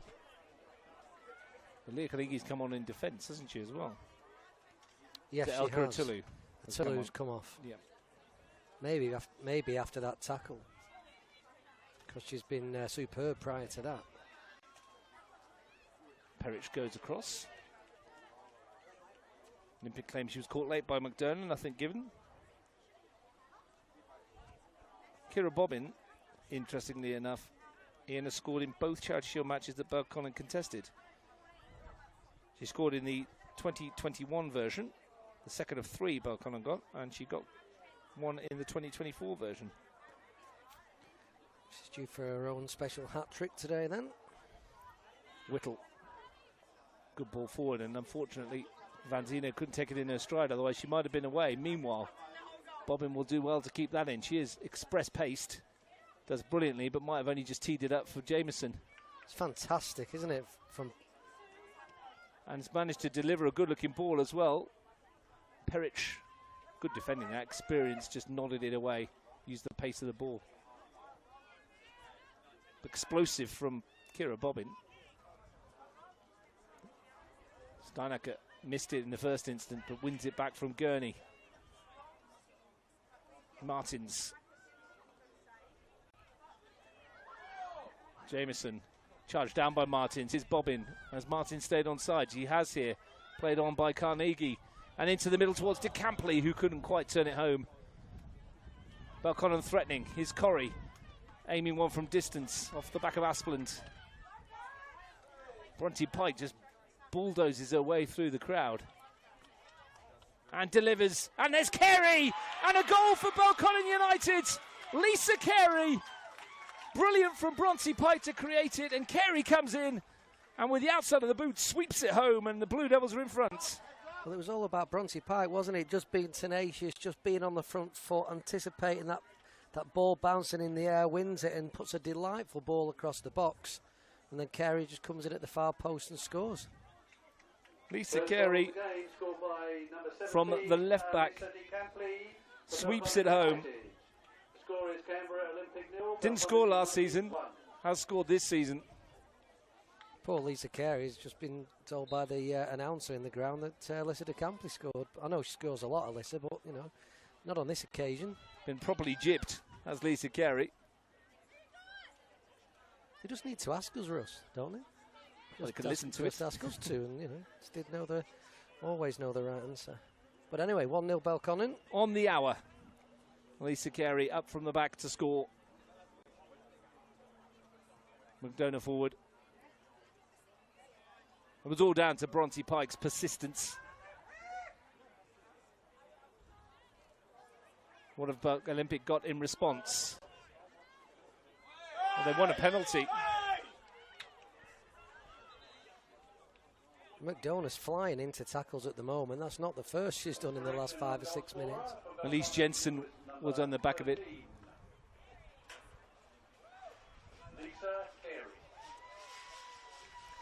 Corner kick, which Taya Asplund will go across to take. Canberra Olympic will look for a response. They trailed in last year's Charity Shield and came back to win. Swung in towards the far post. Good looking ball as well. It came off Denton.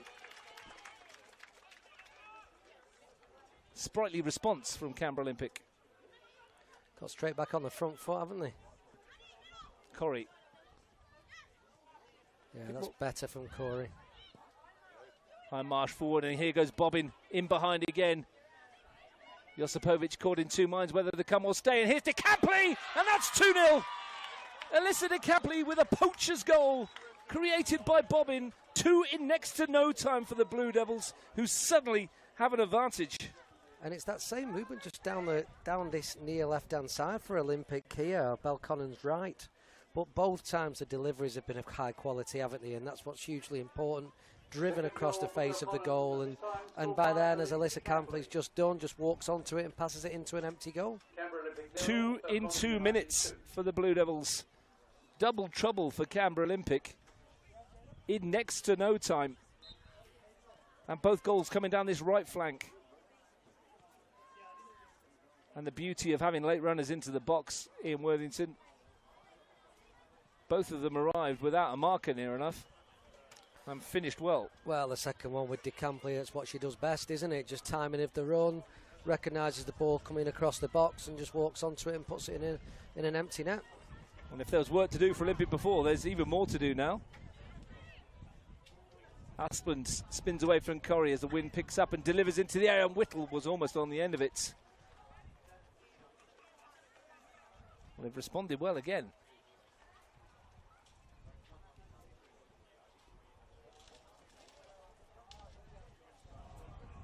How's that as a coach, Ian, to concede 2 goals in such quick time? Sucker punch, really. Well, Frank Keisha's on the side of the field from us, sat down. He's having a chat to looks like Jordan, to be honest with you. But yeah, Jordan Keisha is his assistant coach this year at the moment. And clearly looking at how he's going to fix this to get his team back in the game. Well, he's made the 3 changes. The other outfield changes you have are Liana Alves and Anna Bennett. Alves, a midfielder. Bennett can play up top. Well, they have work to do here. McDonough to send it in towards Bobbin. Preston. Corrie got there. Just a bit scrappy at the back at the moment for Canberra Olympic. Here's Olivia Gurney, first real time she's had to get her foot on the ball, and immediately stolen by Pike. Van Zeno. Denton.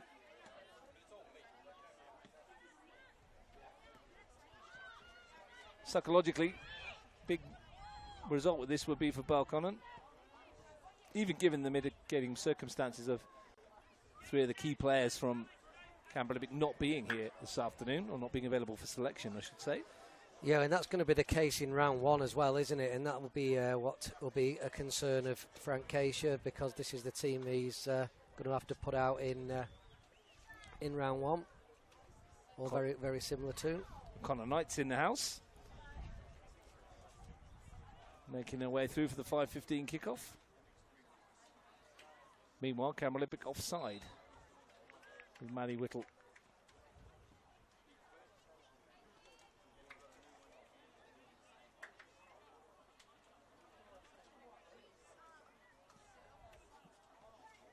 The whole complexion of the game changes, doesn't it, with a goal, and with 2 in rapid fire succession.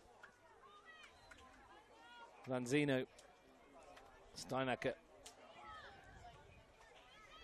Corrie got a toe on it. Bobbin. That's a lovely ball for Corrie to chase. And Corrie's been much more lively in the second half as well, hasn't she? She's got herself on the ball more, linking up with Izzy Highmarsh before. And, you know, the goals are being created down this near side. Certainly helped with Pike and Bobbin playing so well as they have done in the second half as well, with some quality deliveries. Bronte Pike has been immense from the word go today, isn't she? There isn't a player of the match award, but if there was, she would be very much in contention. Well, now you said that there's not one. I'd suggest that at this moment in time it would be her if you had to ask me to choose. Yeah, defensively, work rate. I'm very impressed with Lauren Preston in the first half, but second half, Pike has just been magnificent. Here is Preston, forced backwards and robbed of possession, but it's going to fall for a Blue Devil shirt. It's been like that in the second half. Asplin's won it back. Gurney's dropped the shoulder. Steinacker brilliantly positioned. She's another one who's played great, isn't she, Maddie Steinacker? Bobbin's been exceptional since she's come on too. So many in light blue have stood up. Corrie, punchy ball. Denton under pressure. Tidy from Vanzino. Carnegie, we barely had a kick since she's come on. Whittles will continue to battle. She's that kind of player. Lisa Carey.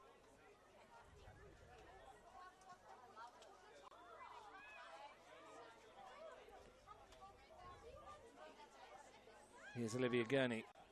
Helps it on its way. Tara Asplund. She lost a shinny as well, mate. Now Bobbin. And she's quick, and that's cynical from Denton. That's an interesting decision for the referee. That'll be a yellow card for sure. I would think so. It's not going to be any other colour but yellow. But Corinne Denton, well, that's called taking one for the team, is it not? Because Kira Bobbin was away to the races, and they're probably not catching it. I reckon it's taking one for herself because she's not catching her either. Bit like Declan when he's got an hot dog, no one's catching him either. Little from column A, little from column B. Nadia Zakman's coming having a look. She's coming back from an ankle injury herself. From Canberra, Croatia's crew. Missy Alongo, head coach over there this season. New blood in the coaching dugouts. Nick Brozanic back to help him as assistant. Former head coach a couple of years back.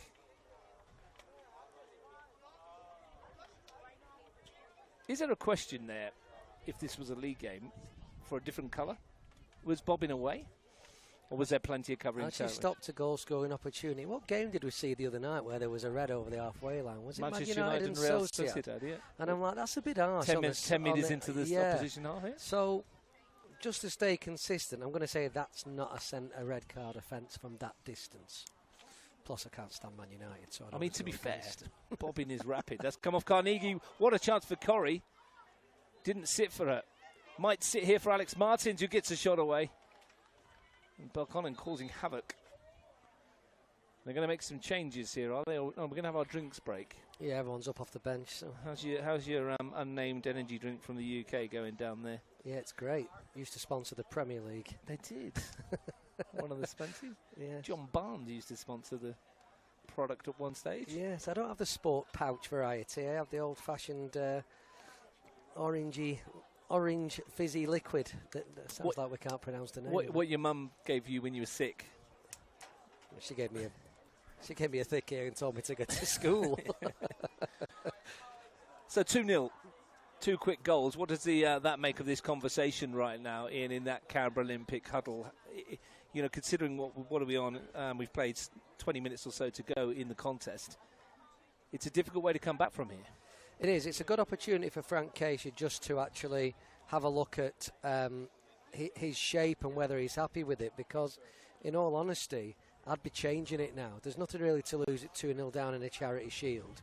So I'd probably make him a little bit more expansive as opposed to the narrow diamond that they are playing. So we shall see what he does. He might take this chance just to try and G his players up and you know, continue as you were, but it is an opportunity just to change his shape as well. Is there also time for a cliche of like, well, they've scored 2 in 2 minutes, we can also score 2 in 2 minutes? They could. I mean, it's easily done, isn't it? What was it that Brian Clough said? It only takes a second to score a goal, doesn't it? He said a lot of good things. Was it him who said that? Was it? That was Brian Clough.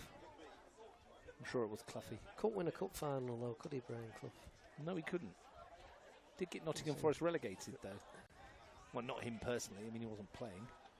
And he did. And you talk about getting a clip round the ear. Do you remember he gave that Queen's Park Rangers fan a clip round the ear when he ran on the field? If you can Google it, it's in Brian Clough, famous Nottingham Forest manager back in the 80s and 90s. This was in the latter stages, the early days of the Premier League. Clip round the ear for someone running onto the field at the end of the game. Kat Perich has come off here. Anna Bennett has come on in the drinks break. Yeah, she's straight into the dressing room. Kat Perich. She's seen enough for today. Anna Bennett's gone straight up top. This is going to be a little bit of a rejig here. Well, Matt, what do you reckon? He maybe gone 3 at the back and taken Perich off. It looks like it.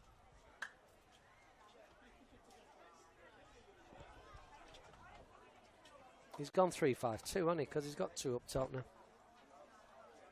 Well, that's what it looks like initially.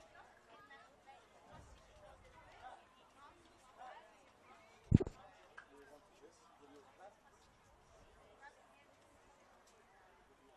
trying to see who that is at the back wearing number 2. I think it might be Liana Alves has come on. Wearing the orange boots right on the far side. Kat Perich has returned. So maybe there's a couple of changes here.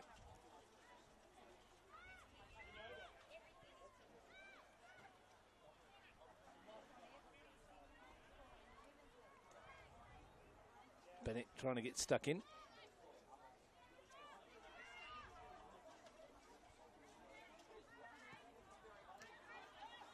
One by Gurney.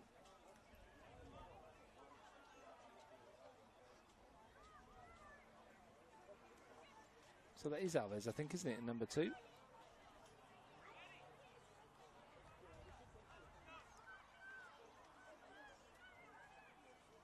I think she's come on for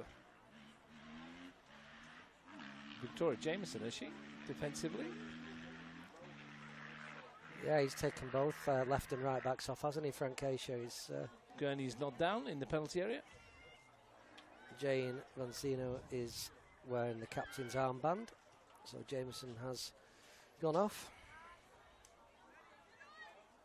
Alves has been robbed by De Campley, who's through Corinne Denton and will go for goal. Here's Alyssa De Campley. The angle's acute. That's a good stop from Josipovic. Well, that's the bench emptied for Canberra Olympic.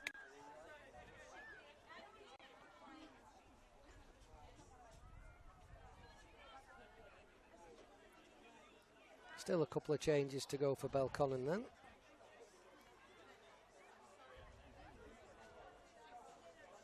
Marzi hasn't been involved as much in the second half.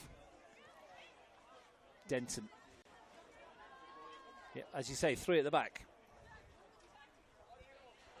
Gurney patrolling a bit wider.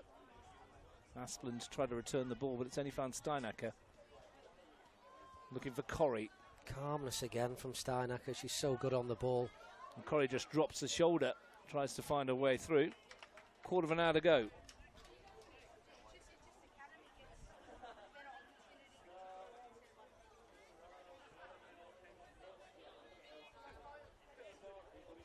Belconnen United with those 2 goals in 2 minutes have the upper hand. And seeking what probably would be a match-killing third.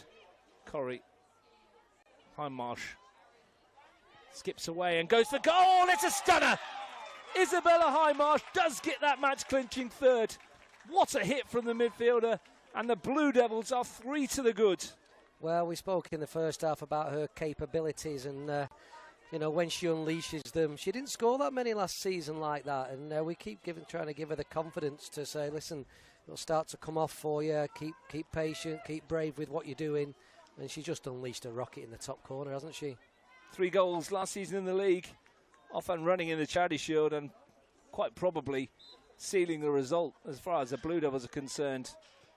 A hit and a half from Izzy Hindmarsh. Belconnen 3, Canberra Olympic 0.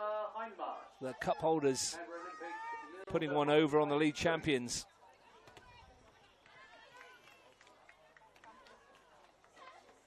Not a chance for Josipovic. Struck superbly. Corrie, Pike enjoying themselves now. Hindmarsh. Bobbin will chase again. As much as they would love to win this today, Canberra Olympic, I'm sure they would swap it for 3 points in round one.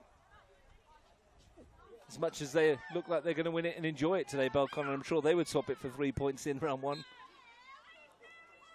Corrie clouted by Gurney. Just a little bit late, and I think it landed on top of her foot. Both having a little chuckle to themselves. Nothing untoward. Oh, no, absolutely not, no. We just admiring the jerseys before, weren't we? And we've not mentioned what Belconnen are doing this year with their players who get 50, 100 and 150, and it's a lovely touch. And the tridents. Yeah, and I think could be a couple of those this year. Yeah, there'll be a few that will sneak into that category. Lisa Carey, depending on if it's 50 Premier League games or 50 for the club, Lisa Carey's on 48 league matches at the moment. So she is definitely going to get to that mark by the end of the campaign, all being well. Kira Bobbins played 93 league games. She has, and I can see her bronze over her crest. Might need to be changing that soon. Has Bronte Pike got close as well? Bronte Pike had a year off or so. She's on 81, so she'd have to play quite a lot of the games. Well, she's on a bronze. Yeah, to get herself there. Here's a chance for Martins, and that's going to dip as well. That wasn't far away. Alex Martins got the confidence and the ability to pull that off. Josipovic was a virtual spectator on that occasion. It's gone right for Scott Conlon today, hasn't it, Ian? They've done everything that they could possibly be asked of. They've scored 3 goals in 16 minutes here.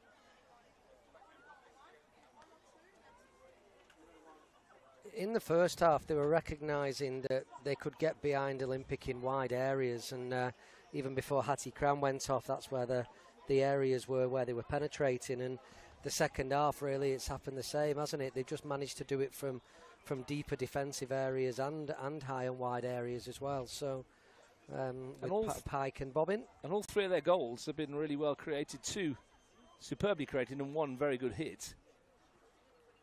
It's not as if they've been put on a plate for them. Anna Bennett tries to turn McDonough, who's been solid at the back. Lisa Carey opened the scoring. Won't be able to keep that in. Reminder that 5:15 kickoff will be on air from about 5:05. O'Connor Knights, the league champion, the cup winners versus Gangala United, the league champions in the men's charity shields.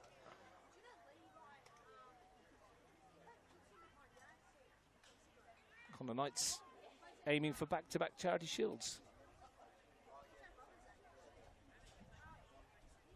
The women's charity shield started a lot later than the men's, Ian, and we'll chat about this a little bit later on. But in the men's charity shield, only once in the history of it has the team that won it gone on to win the league. So it's a double-edged sword, perhaps, if you're successful today. But records like that are there to be broken. I know of a team that won the treble a couple of years ago, including the Charity Shield. And head coach Frank Keisha in the men's. Yep, not many.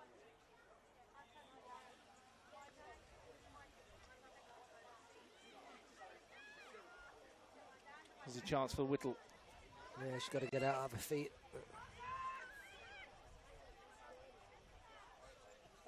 Gurney. That's nice. But Annika Corrie comes across and stops it before it gets going. It's been the story of the day for Canberra Olympic. Nice moments. Haven't been able to really test Laurel Ty.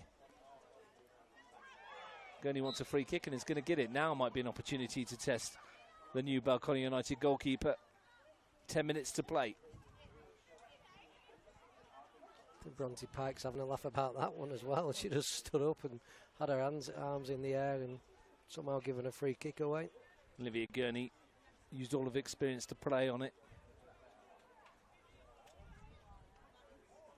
Leah Carnegie over the free kick.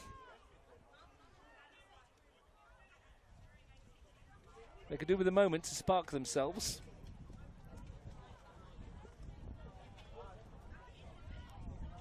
The wind picks up just as Carnegie looks to take it. Yeah, see if you can make this work in her favour. It's blowing in her face more than anything, though.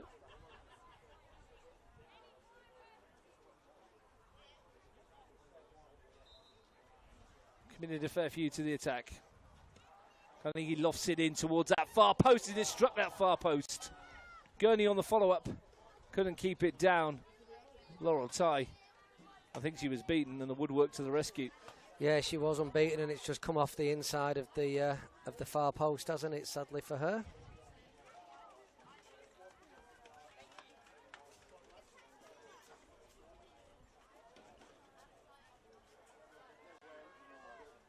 When it's not your day, it's not your day.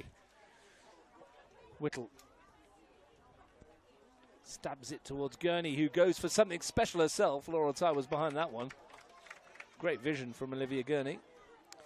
Yeah, not bad from Gurney. Held up in the wind a little bit, so a bit easy for the goalkeeper on that occasion.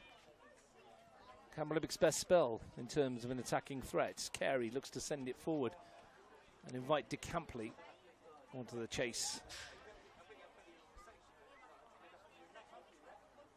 Alves had her covered for most of the way.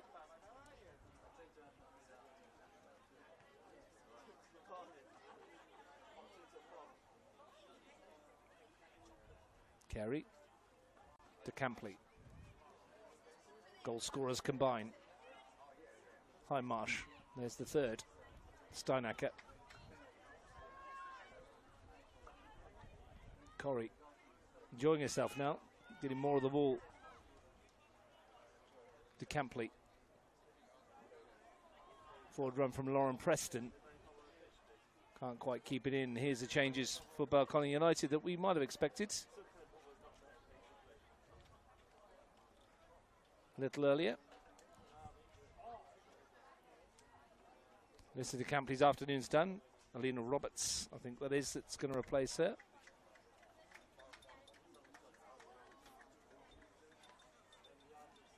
Alex Martins can be pretty impressed with her debut as well. Layla Billington comes on for her.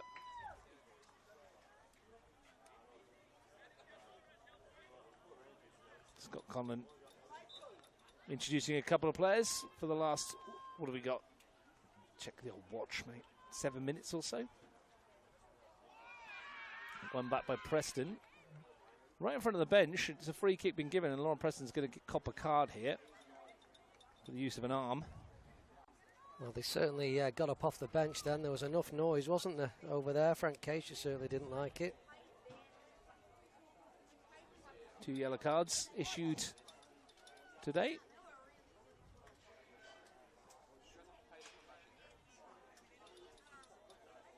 Sal on the snaps again, is he? Stalking.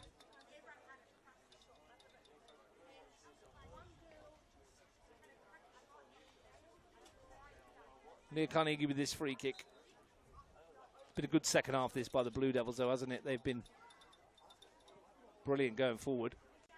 They've been pretty ruthless with their approach, haven't they? You know, getting those balls into the wide areas.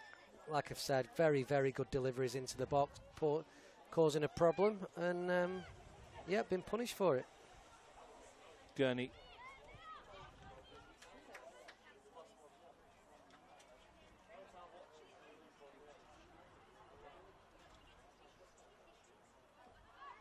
Ball nodded in for Bennett. Couldn't keep it down.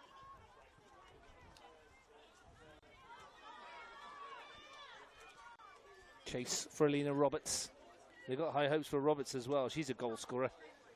4 starts last year, 7 off the bench, 4 MPL goals to her name, Ian, and in her career, very short-lived career so far. Most of it is a substitute, 5 in 18. It's not bad, is it? No, we saw glimpses of her last year, didn't we? And you know, if this changes for the likes of DeCampley further on in the season, and yeah, she's one who could come through. Much in the same mould as Alyssa DeCampley, a goal-scoring centre forward. Sniffs around the box, gets on end of things like this. Gurney lifts it away. Bennett's header. Whittle will keep going. And we'll look to get on the end of this. And it's a test of the pace of Maddie Steinacker. Did enough, the central defender.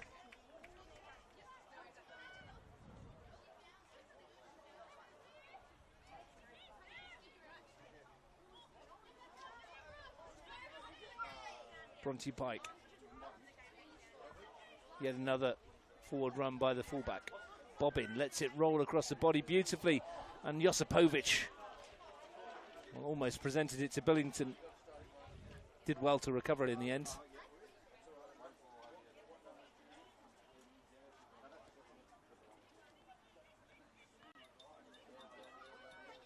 Bennett will chase.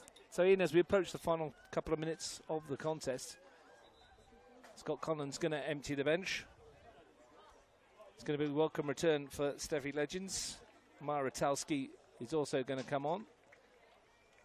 We'll see who's about to make way. I think Bronte Pike is one of them. She's had a great afternoon. Lauren Preston looks like the other. She was given the armband to Izzy Highmarsh. So while those changes come about, and we welcome back Steffi Legends to first grade football. Myra Talski into the action. First of all, from Canberra Olympics point of view, Frank Keisha's team missing a few of what you would say their first choice players. Would he be disappointed with what he's seen, or would he just be magnanimous enough to suggest that on the day they were the second best side? No, I think he's going to be disappointed with the players that have been on the pitch that have not performed to the level that, first of all, that the players expect themselves, knowing the high standards that they have for each other. But also Frank won't be where he wants to be at now. He'll certainly try and get them right come the first game of the season when they meet again. And then, of course, he's got those players coming back from Canberra United that, well, all being well, that are then going to join the squad for the rest of the season. So, look, he knows where he's not quite there yet, and then the best side have won today. And from Scott Conlon's point of view, tactically spot on today. It's worked out really well from him. He'll obviously be pleased with what he's seen from all of his players. He's recognised areas where he can punish teams, and his team have been pretty ruthless. They've also been defensively solid as well, haven't they? You know, I think they've performed with a really decent shape. There might be in again here with Bobbin, and he's come out for Billington. Great setup, and the shot was beautifully blocked in the end by Denton. And it's given the availability to rest some players who've played, close on 80 minutes, and replace them with some good young players coming through as well. And we're fully aware of the youth product at Belconnen United being very good. We always churn through them. McDonough, a good ball that is. Roberts taking up a really intelligent position. Look at Carey that's made the run even in the 89th minute to get involved from fullback. And a team 3-0 up. Corrie, Marsh. Carey again. Roberts. Taunting and teasing and getting away. And still going, Alina Roberts. This is a great run. Couldn't quite tee it up for Billington. Tell you what, she's a sign of the future, isn't she, as well? What a start she has since coming on as sub. Intelligent play, good hold-up play, bringing other players into the game from midfield. And full of confidence to take on so many defenders.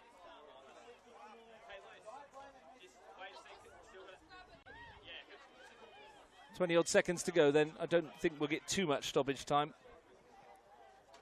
Bobbin left it. Alves took it off it. Carey just pops it to Kira Bobbin. Izzy Highmarsh. That's a good ball as well, and Bobbin is chasing. Josipovic got there first.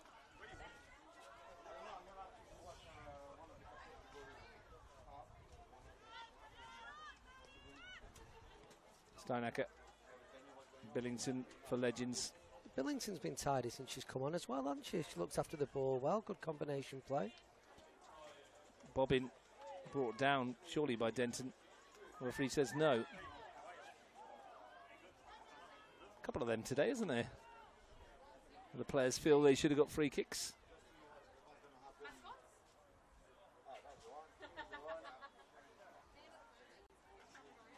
In all, though, second half performance from Belconnen United has been top draw. And they've taken their chances when they presented themselves. Very comprehensive, like you say, when they've had to put the ball in the back of the net, they have done, and that's won them the game. It's easy to say, isn't it? It's like, oh yeah, well, they took the chances, but it sounds simple, doesn't it? But there's not been loads of chances in the game. They've created them as well, haven't they? It's not as if they've been put on a plate. Here they come looking again. Corey trying to find Bobbin, who will chase it, won't get there. And we're into stoppage time. We've played a minute and a half nearly.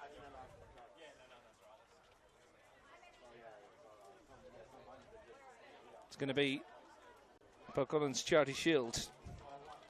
First won it in 2021.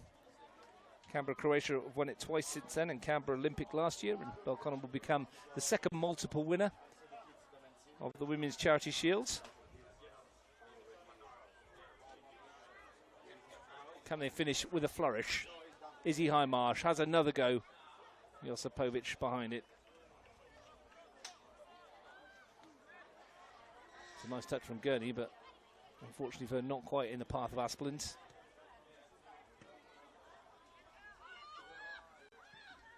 Well, they've sent it forward.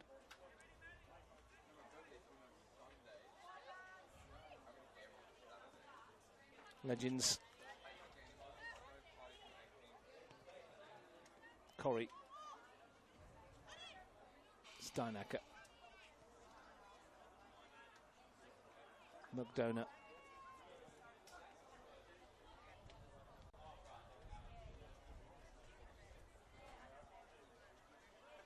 Couldn't find Ratalski.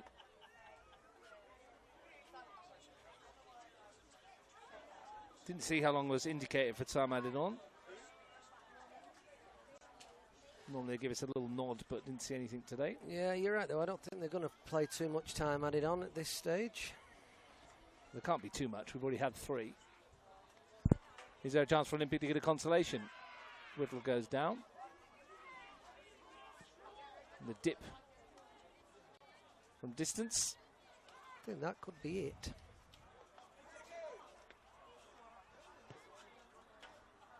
At least Jensen had the pop from a while out.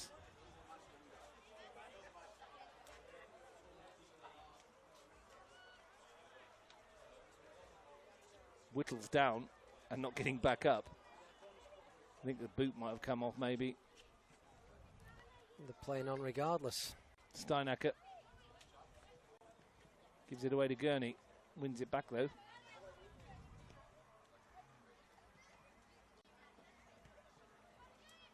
Still the Blue Devil shirts buzzing around. They don't want to concede. Vanzino. Denton.